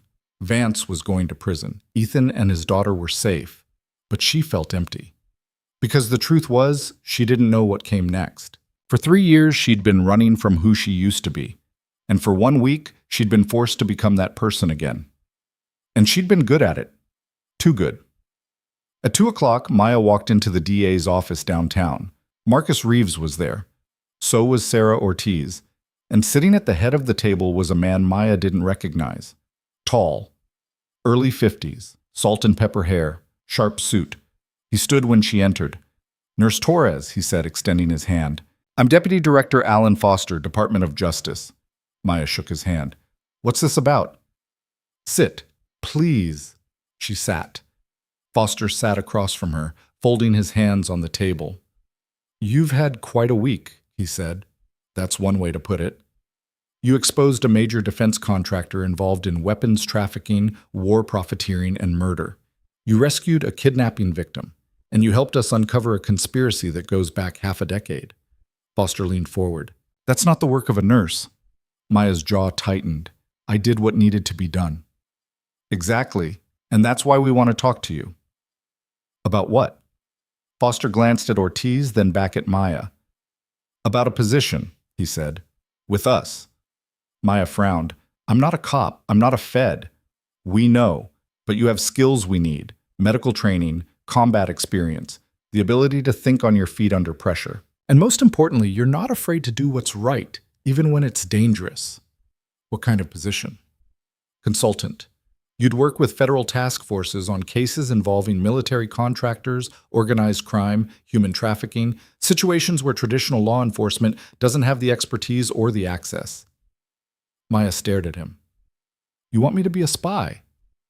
We prefer the term field consultant. That's still a spy. Foster almost smiled. Call it what you want. The point is you'd be saving lives, stopping people who think they're untouchable, making a real difference. Maya looked at Ortiz. You knew about this. Ortiz nodded. We've been watching you since the warehouse, the way you handled yourself, the decisions you made. You're exactly what we're looking for. Maya turned back to Foster. And if I say no, then you go back to your life, back to the hospital, and we find someone else. But you don't think I'll say no? Foster's expression didn't change. I think you've spent the last 3 years trying to convince yourself you're done fighting, but this week proved you're not. You never will be. Maya stood. I need to think about it. Take your time, Foster said. But not too much. We have another case starting next week, and we could use you. He handed her a card. Plain. Just a name and a number. Maya took it and walked out. She drove to the park where she'd met Ethan and his daughter. It was empty now. Just her and the swings and the sound of wind through the trees. She sat on a bench and pulled out the card Foster had given her. She thought about the last week, about everything she'd seen, everything she'd done, and she thought about the 3 years before that. The quiet, the routine, the life she'd built that had never really felt like hers. Her phone buzzed, a text from Ethan. The trial's set for next month. They're saying it's open and shut. Hale's going away for life. Thank you for everything. Maya stared at the message. Then she looked at the card in her hand, and she made her decision. She called the number. Foster answered on the second ring. I'm in, Maya said. A pause. Good, Foster said. Be at this address tomorrow morning, 6 a.m. Don't be late. He hung up. Maya sat there for a long time, the phone in her hand, the card in her lap. She'd spent 3 years running from the person she used to be. But maybe that person was the only one who could do what needed to be done. Maybe that was who she'd always been. She stood and walked back to her car. The next morning, Maya stood outside a nondescript office building on the edge of the city. No signs, no logos, just an address. She walked inside. Foster was waiting in the lobby. Follow me, he said. He led her to an elevator. They went down. 3 floors below ground, the doors opened onto a command center, screens, maps, agents moving with purpose. Foster stopped in the middle of the room. Welcome to the task force, he said. Your first assignment starts today. He handed her a file. Maya opened it. Inside was a photo of a man, mid-40s, expensive suit, standing next to a senator. Name, Marcus Caldwell, CEO, Sentinel Defense Solutions. Suspected of arms trafficking, bribery, and conspiracy to commit murder. Maya looked up. He's Hale's business partner, Foster said. And he's been operating in the shadows for years. We need someone to get close to him, someone he won't see coming. Maya closed the file. When do I start? Foster smiled. You already have. And somewhere in an office across the city, Marcus Caldwell sat at his desk staring at a photo of Vincent Hale being led away in handcuffs. He picked up his phone and made a call. We have a problem, he said when someone answered. Hale's down, and there's a nurse who's asking too many questions. A pause. Find her, Caldwell said, and make sure she doesn't ask anymore. He hung up, and the game began again. Maya stood in the command center, the file on Marcus Caldwell still in her hands, and felt the weight of what she'd just agreed to settle over her shoulders. Around her, agents moved with purpose, their faces focused on screens displaying surveillance footage, financial records, communication intercepts. This wasn't the hospital. This wasn't the world she'd chosen 3 years ago when she'd hung up her uniform, but maybe it was the world she'd always belonged to. Foster was watching her, waiting for a reaction.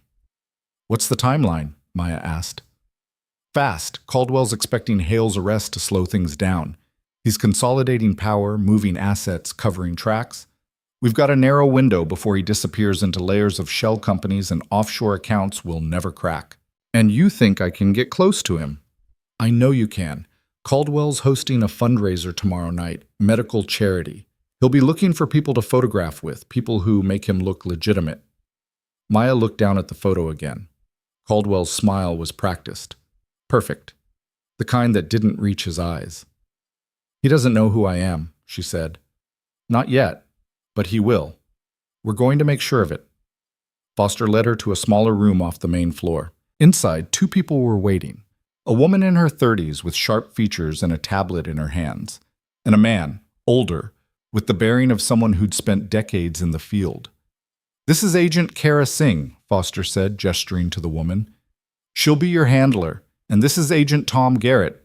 He'll be working undercover as your date for the fundraiser. Garrett extended his hand. Maya shook it. His grip was firm, but not aggressive. Pleasure, Garrett said.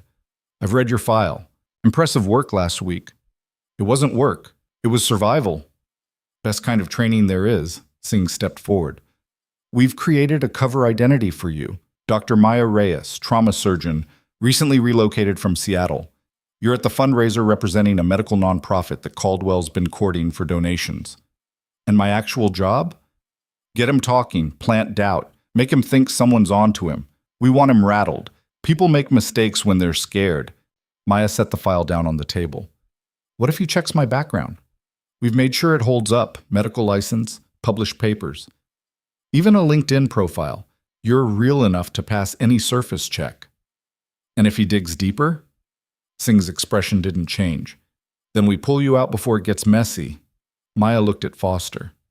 You're putting a lot of trust in someone you just met. I'm putting trust in someone who took down Vincent Hale in a week with no training and no support, Foster said. If you can do that, you can do this. Maya exhaled slowly. When do we start? Now. The next 18 hours were a blur. Maya spent the afternoon in a safe house being briefed by Singh and Garrett. They walked her through Caldwell's background, his business dealings, his known associates. They drilled her on her cover story until she could recite it without thinking. They taught her what to look for, what to listen for, how to read a room, and they gave her a wire. It's subcutaneous, Singh said, showing her a small device no bigger than a grain of rice. We'll implant it under your collarbone. You won't feel it, and no one will see it. And if they sweep for wires, it's shielded.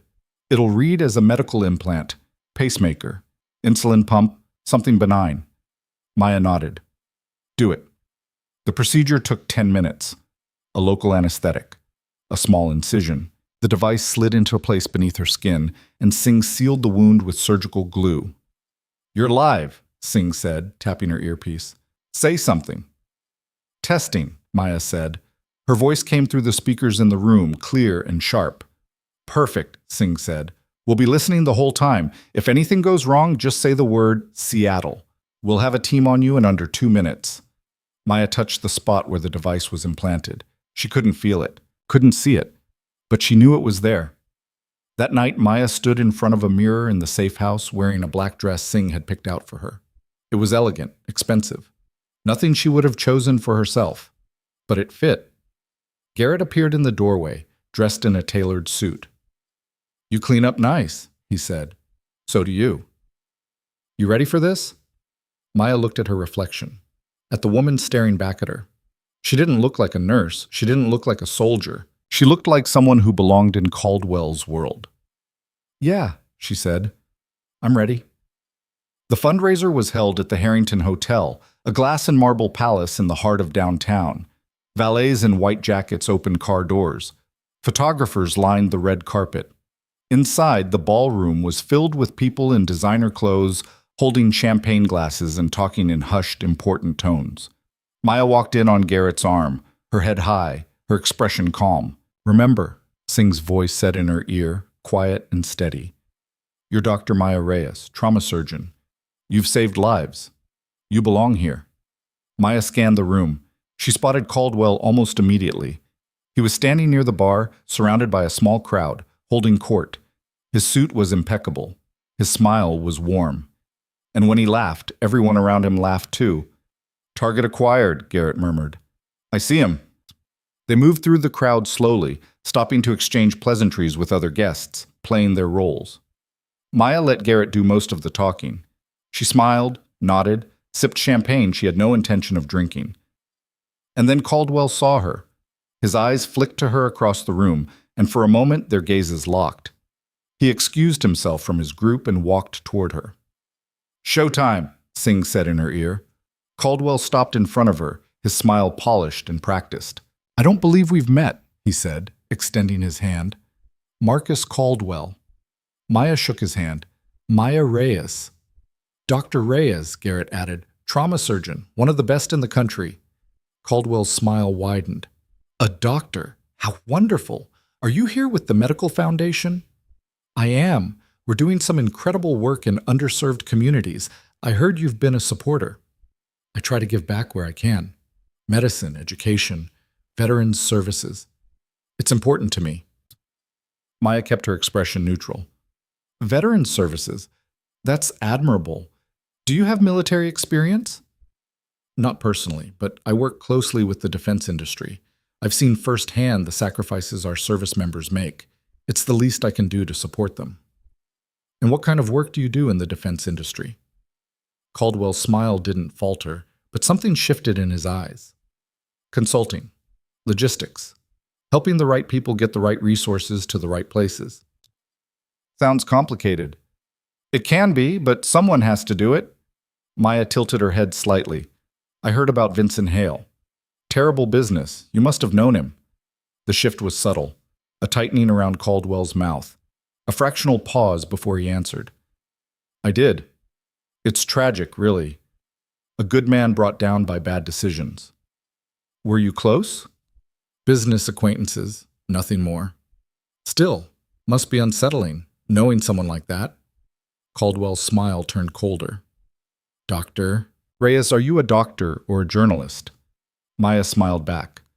Just curious. I spent some time overseas, saw a lot of things that didn't add up. Makes you wonder who's really pulling the strings. Caldwell stared at her for a long moment. Then he laughed. You're sharp. I like that. We should talk more. Privately. I'd like that. Excellent. I'll have my assistant reach out. Enjoy the evening, Dr. Reyes. He walked away. Garrett leaned in. Nice work. You rattled him. He's not rattled. He's interested. Even better. Singh's voice came through the earpiece. Good job. But be careful. He's watching you now. Maya glanced across the room. Caldwell was back with his group, but his eyes kept drifting to her. She'd gotten his attention. Now she had to keep it. The rest of the evening passed in a haze of forced conversation and careful observation. Maya watched Caldwell work the room, noted who he talked to, who he avoided. She memorized faces, names, connections. And when the fundraiser ended, she and Garrett slipped out quietly, avoiding the photographers. Back at the command center, Foster was waiting. He took the bait, Foster said. His assistant already sent an email requesting a meeting. Maya pulled off her heels and sat down. What now? Now we set the trap. You meet with him. You make him think you're asking questions because you're smart, not because you're investigating him. And when he tries to buy your silence, we record every word. And if he doesn't try to buy my silence? Foster's expression darkened. Then he tries to kill you, and we get him for that instead. Maya didn't flinch. When's the meeting? Tomorrow. His office, 2 p.m. I'll be there. Singh handed her a new device, smaller than the first. This one's visual. We'll see everything you see. Don't look directly at anything sensitive for too long or he'll notice. Maya took the device. It looked like a contact lens. You're really committed to this whole spy thing, aren't you? Maya said. Singh almost smiled.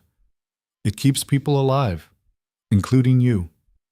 Maya went back to the safe house and tried to sleep, but every time she closed her eyes, she saw Caldwell's face, his smile, the way he'd looked at her when she mentioned Hale. He knew something was wrong. And tomorrow, she was walking into his territory. At 2 p.m., Maya stood outside Sentinel Defense Solutions, a gleaming tower in the financial district. She was wearing a different outfit now. Professional. Conservative. The kind of thing a doctor would wear to a business meeting. She walked through the lobby, took the elevator to the 20th floor, and stepped into Caldwell's waiting room. His assistant greeted her with a polite smile. Dr. Reyes, Mr. Caldwell is expecting you.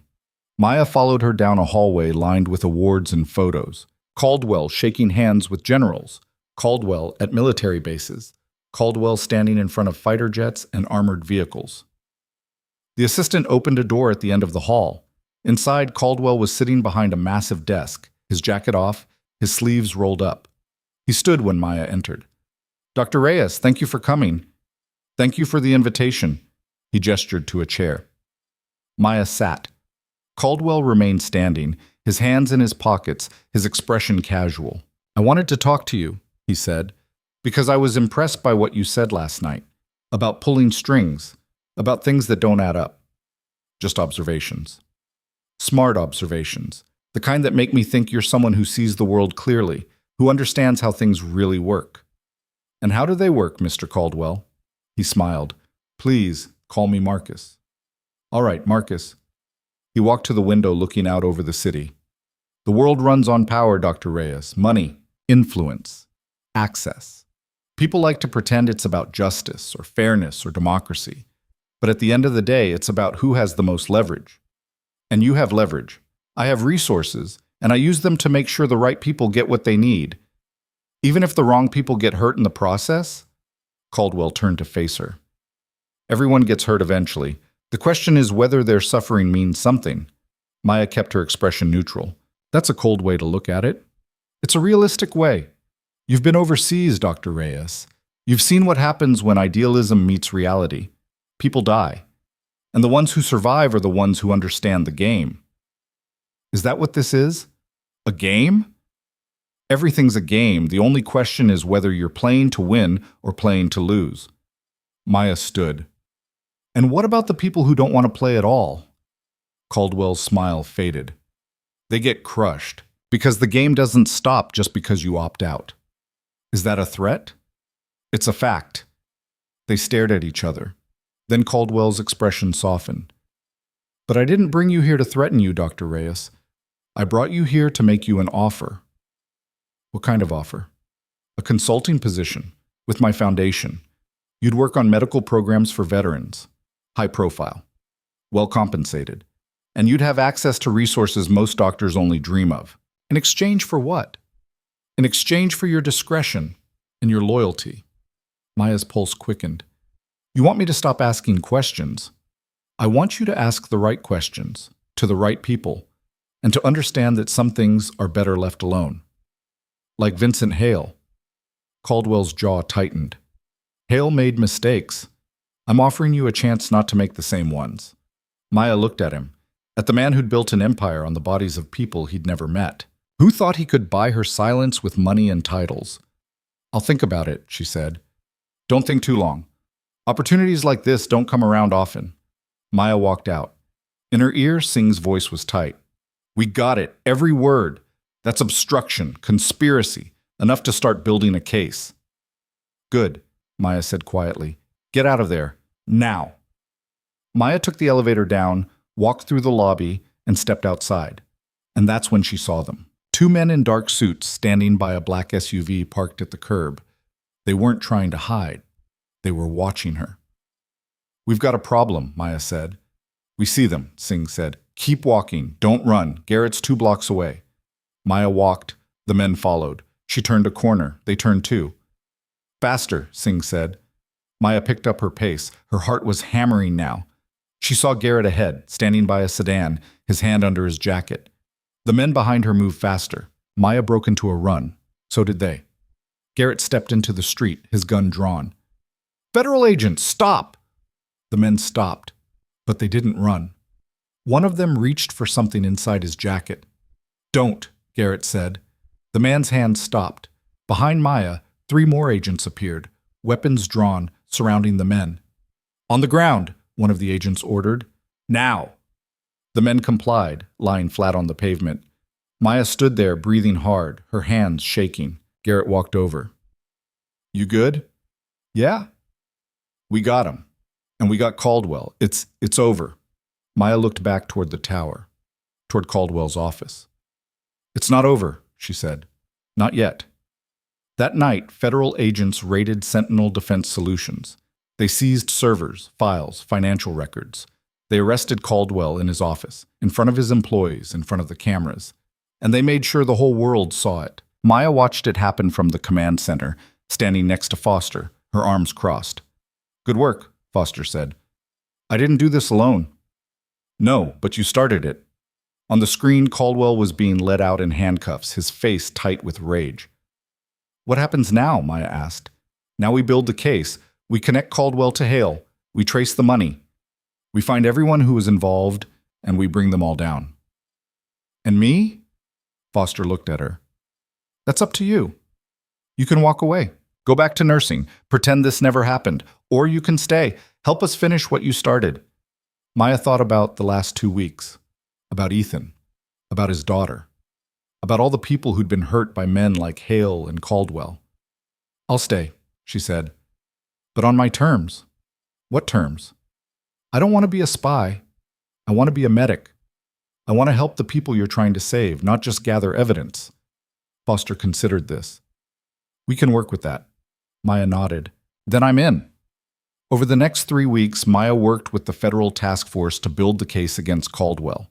She identified witnesses. She helped decrypt financial records. She connected dots that no one else could see. And when the arrest warrants went out, they didn't just arrest Caldwell. They arrested 12 of his senior executives, 4 members of his board, and 6 government officials who'd been taking bribes. The scandal made national news. Defense contractors under investigation. Billions in fraudulent contracts. A network of corruption that stretched from boardrooms to battlefields. And at the center of it all was a nurse who'd refused to stay quiet. Maya watched the news coverage from her apartment, a cup of coffee growing cold in her hands. Her phone kept buzzing. Reporters, interview requests, people wanting her story. She ignored them all. Except one. Monroe. "You did it," Monroe said when Maya answered. "You brought down the whole damn thing." "We brought it down." "No, you did. The rest of us were just following your lead." Maya didn't know what to say to that. "There's something else," Monroe said. "The hospital called. They want you back." Maya's stomach tightened. "As what?" "Director of Trauma Innovation. New position. They're building a program focused on combat-related injuries and crisis response. They want you to run it." "I'm not going back there." I told them you'd say that, but they asked me to tell you anyway. Maya looked out her window at the city, at the lights, at the people moving through their lives, unaware of what she'd done, what she'd sacrificed. "Tell them thank you," Maya said, "but I'm done with that world." "What are you going to do instead?" "I don't know yet." Monroe was quiet for a moment. "Well, when you figure it out, let me know. I'd like to be there to see it." "Deal." Maya hung up. She sat there for a long time, thinking. 3 weeks later, Maya stood in a federal courtroom, her hand raised, taking an oath. The trial had started. Hale, Caldwell, Vance, all of them sitting at separate tables, their lawyers whispering strategies, their faces masks of controlled panic. And Maya was the prosecution's star witness. She told the jury everything: the surgery, the shooting, the warehouse, the kidnapping, the evidence she'd found, the conversations she'd recorded. She didn't hold back. When she finished, the courtroom was silent. The defense attorneys tried to break her testimony apart. They questioned her motives, her methods, her credibility. But Maya didn't crack. She'd been through worse than cross-examination. She'd been through war. The trial lasted 8 weeks. Witness after witness, document after document. The prosecution built their case piece by piece, layer by layer. And when the verdict came in, it was unanimous. Vincent Hale, guilty on all counts. Life without parole. Marcus Caldwell, guilty on all counts. 40 years. Dr. Lauren Vance, guilty on conspiracy and obstruction. 15 years. Maya sat in the gallery and watched them led away in chains. Ethan was beside her, his daughter on his other side, both of them holding hands. "Thank you," Ethan said quietly, "for everything." Maya looked at his daughter, at the girl who'd been tied to a chair, terrified and alone, who was now smiling and safe. "You don't have to thank me," Maya said. "Yes, I do. You gave us our lives back." Maya didn't know how to respond to that, so she just nodded. When the courtroom cleared, Monroe found her in the hallway. "You did it," Monroe said. "It's really over." "Yeah." "So what now? Back to the hospital?" Maya shook her head. "No, I told you. I'm done there." "Then what?" Maya pulled out a card from her pocket, the one Foster had given her weeks ago. "Something new," she said. "Something that matters." Monroe smiled. "Good luck, Torres. You're going to change the world. I'm just going to try not to break it." 6 months later, Maya stood in a conference room at the Department of Justice headquarters in Washington, surrounded by maps and files and agents she was starting to know by name. She wasn't a nurse anymore. She was a federal consultant, medical advisor, crisis response specialist. She worked cases that required someone who could think like a soldier and act like a doctor, who could walk into chaos and find order, who could save lives while gathering evidence. Foster walked in, holding a new file. "We've got another one," he said. "Human trafficking ring, operating out of the Port of Oakland, medical component.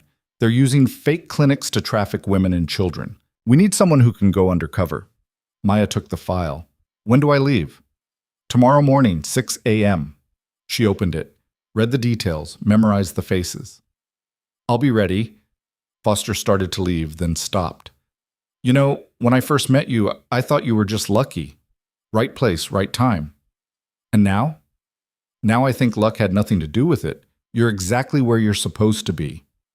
He left. Maya sat alone in the conference room, the file open in front of her, and thought about the path that had brought her here. A year ago, she'd been invisible, overlooked, dismissed. Now she was hunting the people who preyed on the powerless. Her phone buzzed. A text from Ethan. "My daughter asked about you today. Wanted to know if you were saving people. I told her you always have been. Maya smiled. Another text came through, this one from Wade. Heard about the Oakland case. Be careful. These people don't play fair, Maya typed back. Neither do I. She closed the file, stood up, and walked out into the hallway. Singh was waiting for her. Ready for the briefing? Singh asked. Always. They walked together toward the operations room, their footsteps echoing in the empty corridor.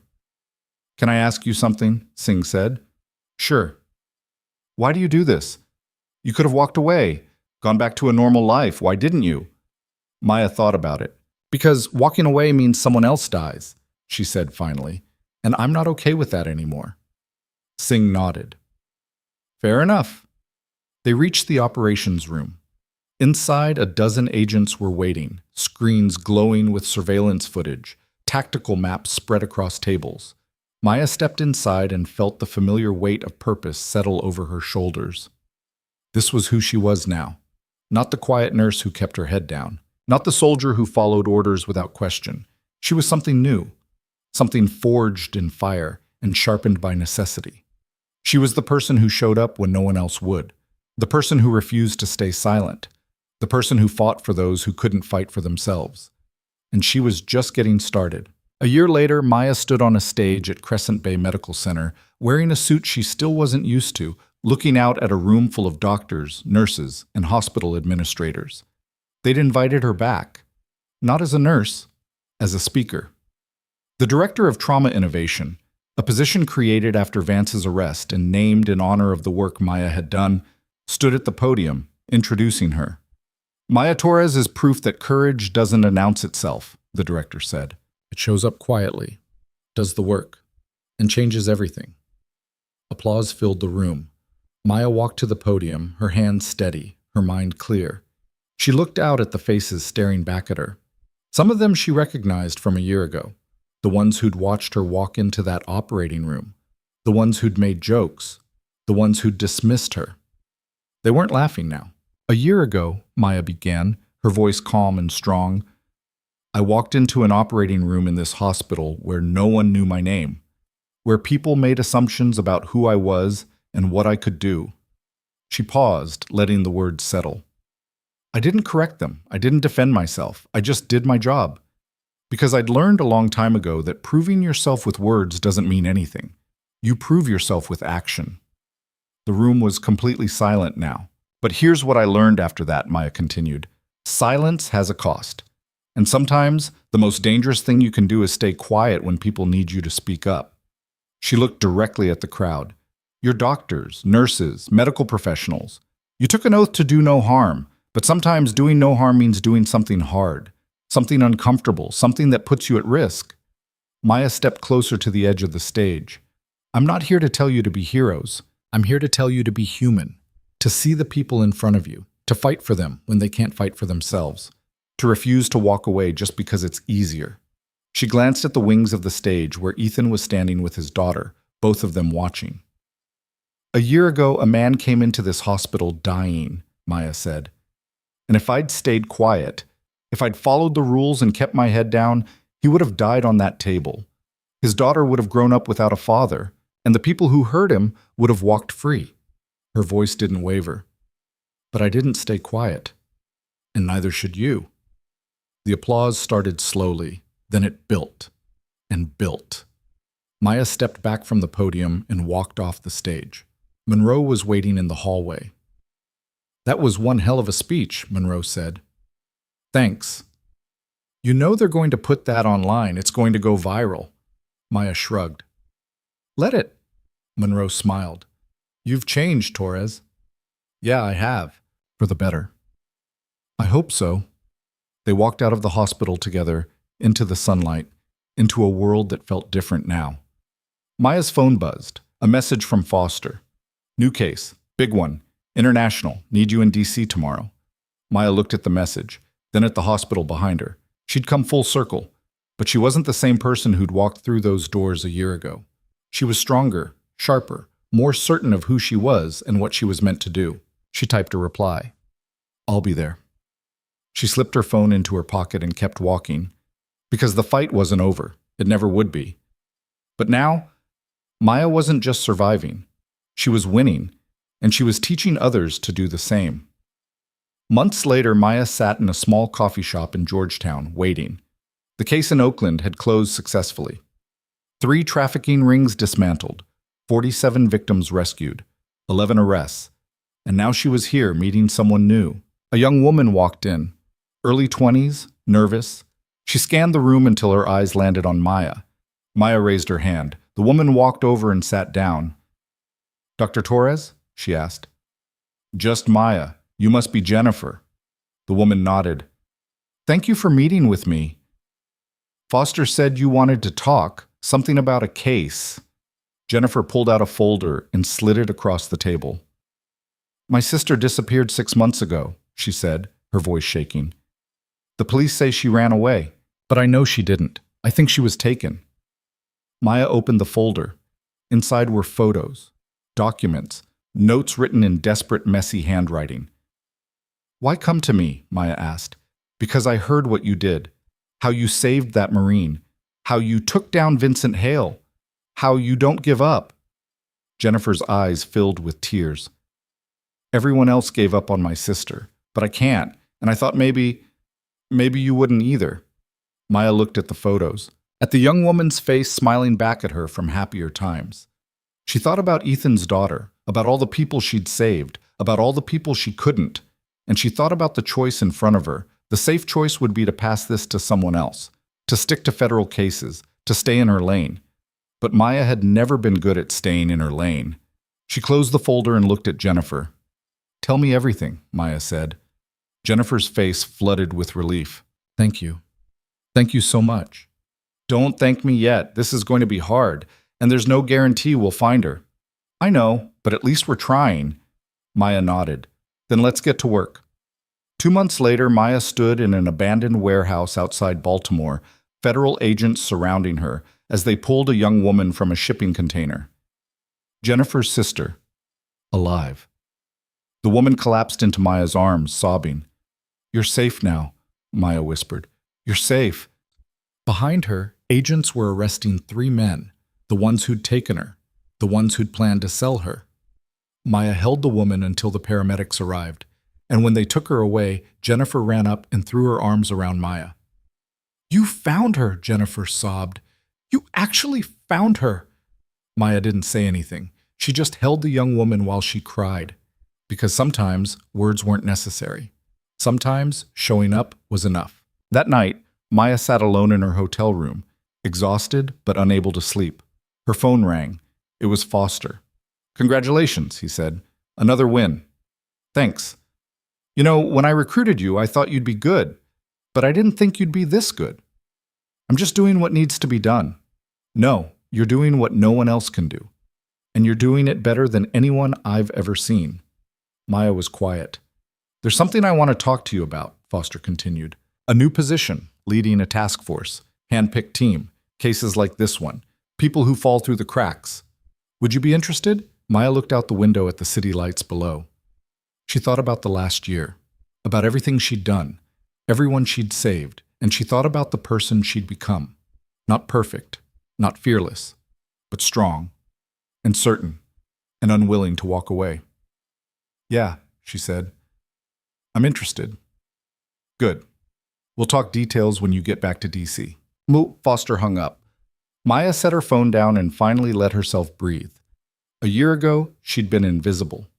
Now she was unstoppable, and she was only just beginning. 6 months after that, Maya stood in front of a team of 12 agents, all of them hand-picked, all of them looking to her for leadership. "Our job," Maya said, "is simple.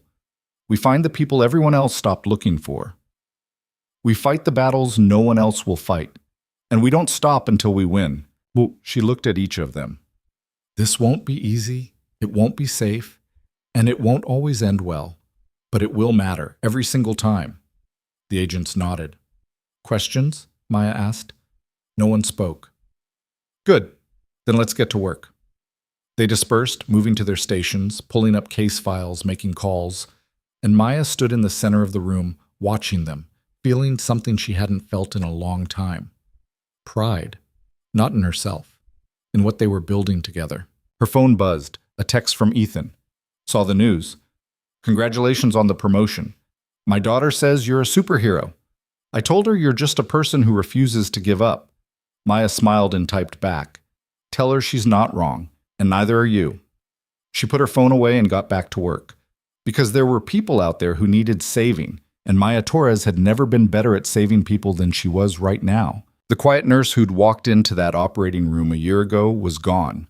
In her place was someone who'd learned that silence wasn't strength. That power came from speaking up. That courage wasn't about being fearless. It was about being terrified and doing it anyway. Maya Torres had been underestimated her entire life, but she'd turned that into her greatest weapon. Because no one saw her coming. Until it was too late. And now she wasn't just saving lives. She was changing them. One case at a time. One person at a time. One victory at a time. And she wasn't stopping. Not ever. Because the world needed people who refused to walk away. And Maya Torres had finally figured out who she was always meant to be. Not a soldier, not a nurse, but something more. Someone who showed up when everyone else had given up. Someone who fought when fighting seemed impossible. Someone who proved that quiet strength could move mountains. And as she stood there, surrounded by her team, ready for whatever came next, Maya knew one thing for certain. She'd found her purpose. And nothing was going to stop her from fulfilling it. Not fear, not doubt, not the people who thought she'd stay quiet forever. Because Maya Torres was done being underestimated.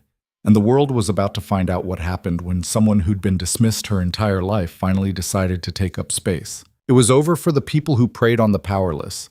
Because Maya Torres was coming for them. And she never, ever missed.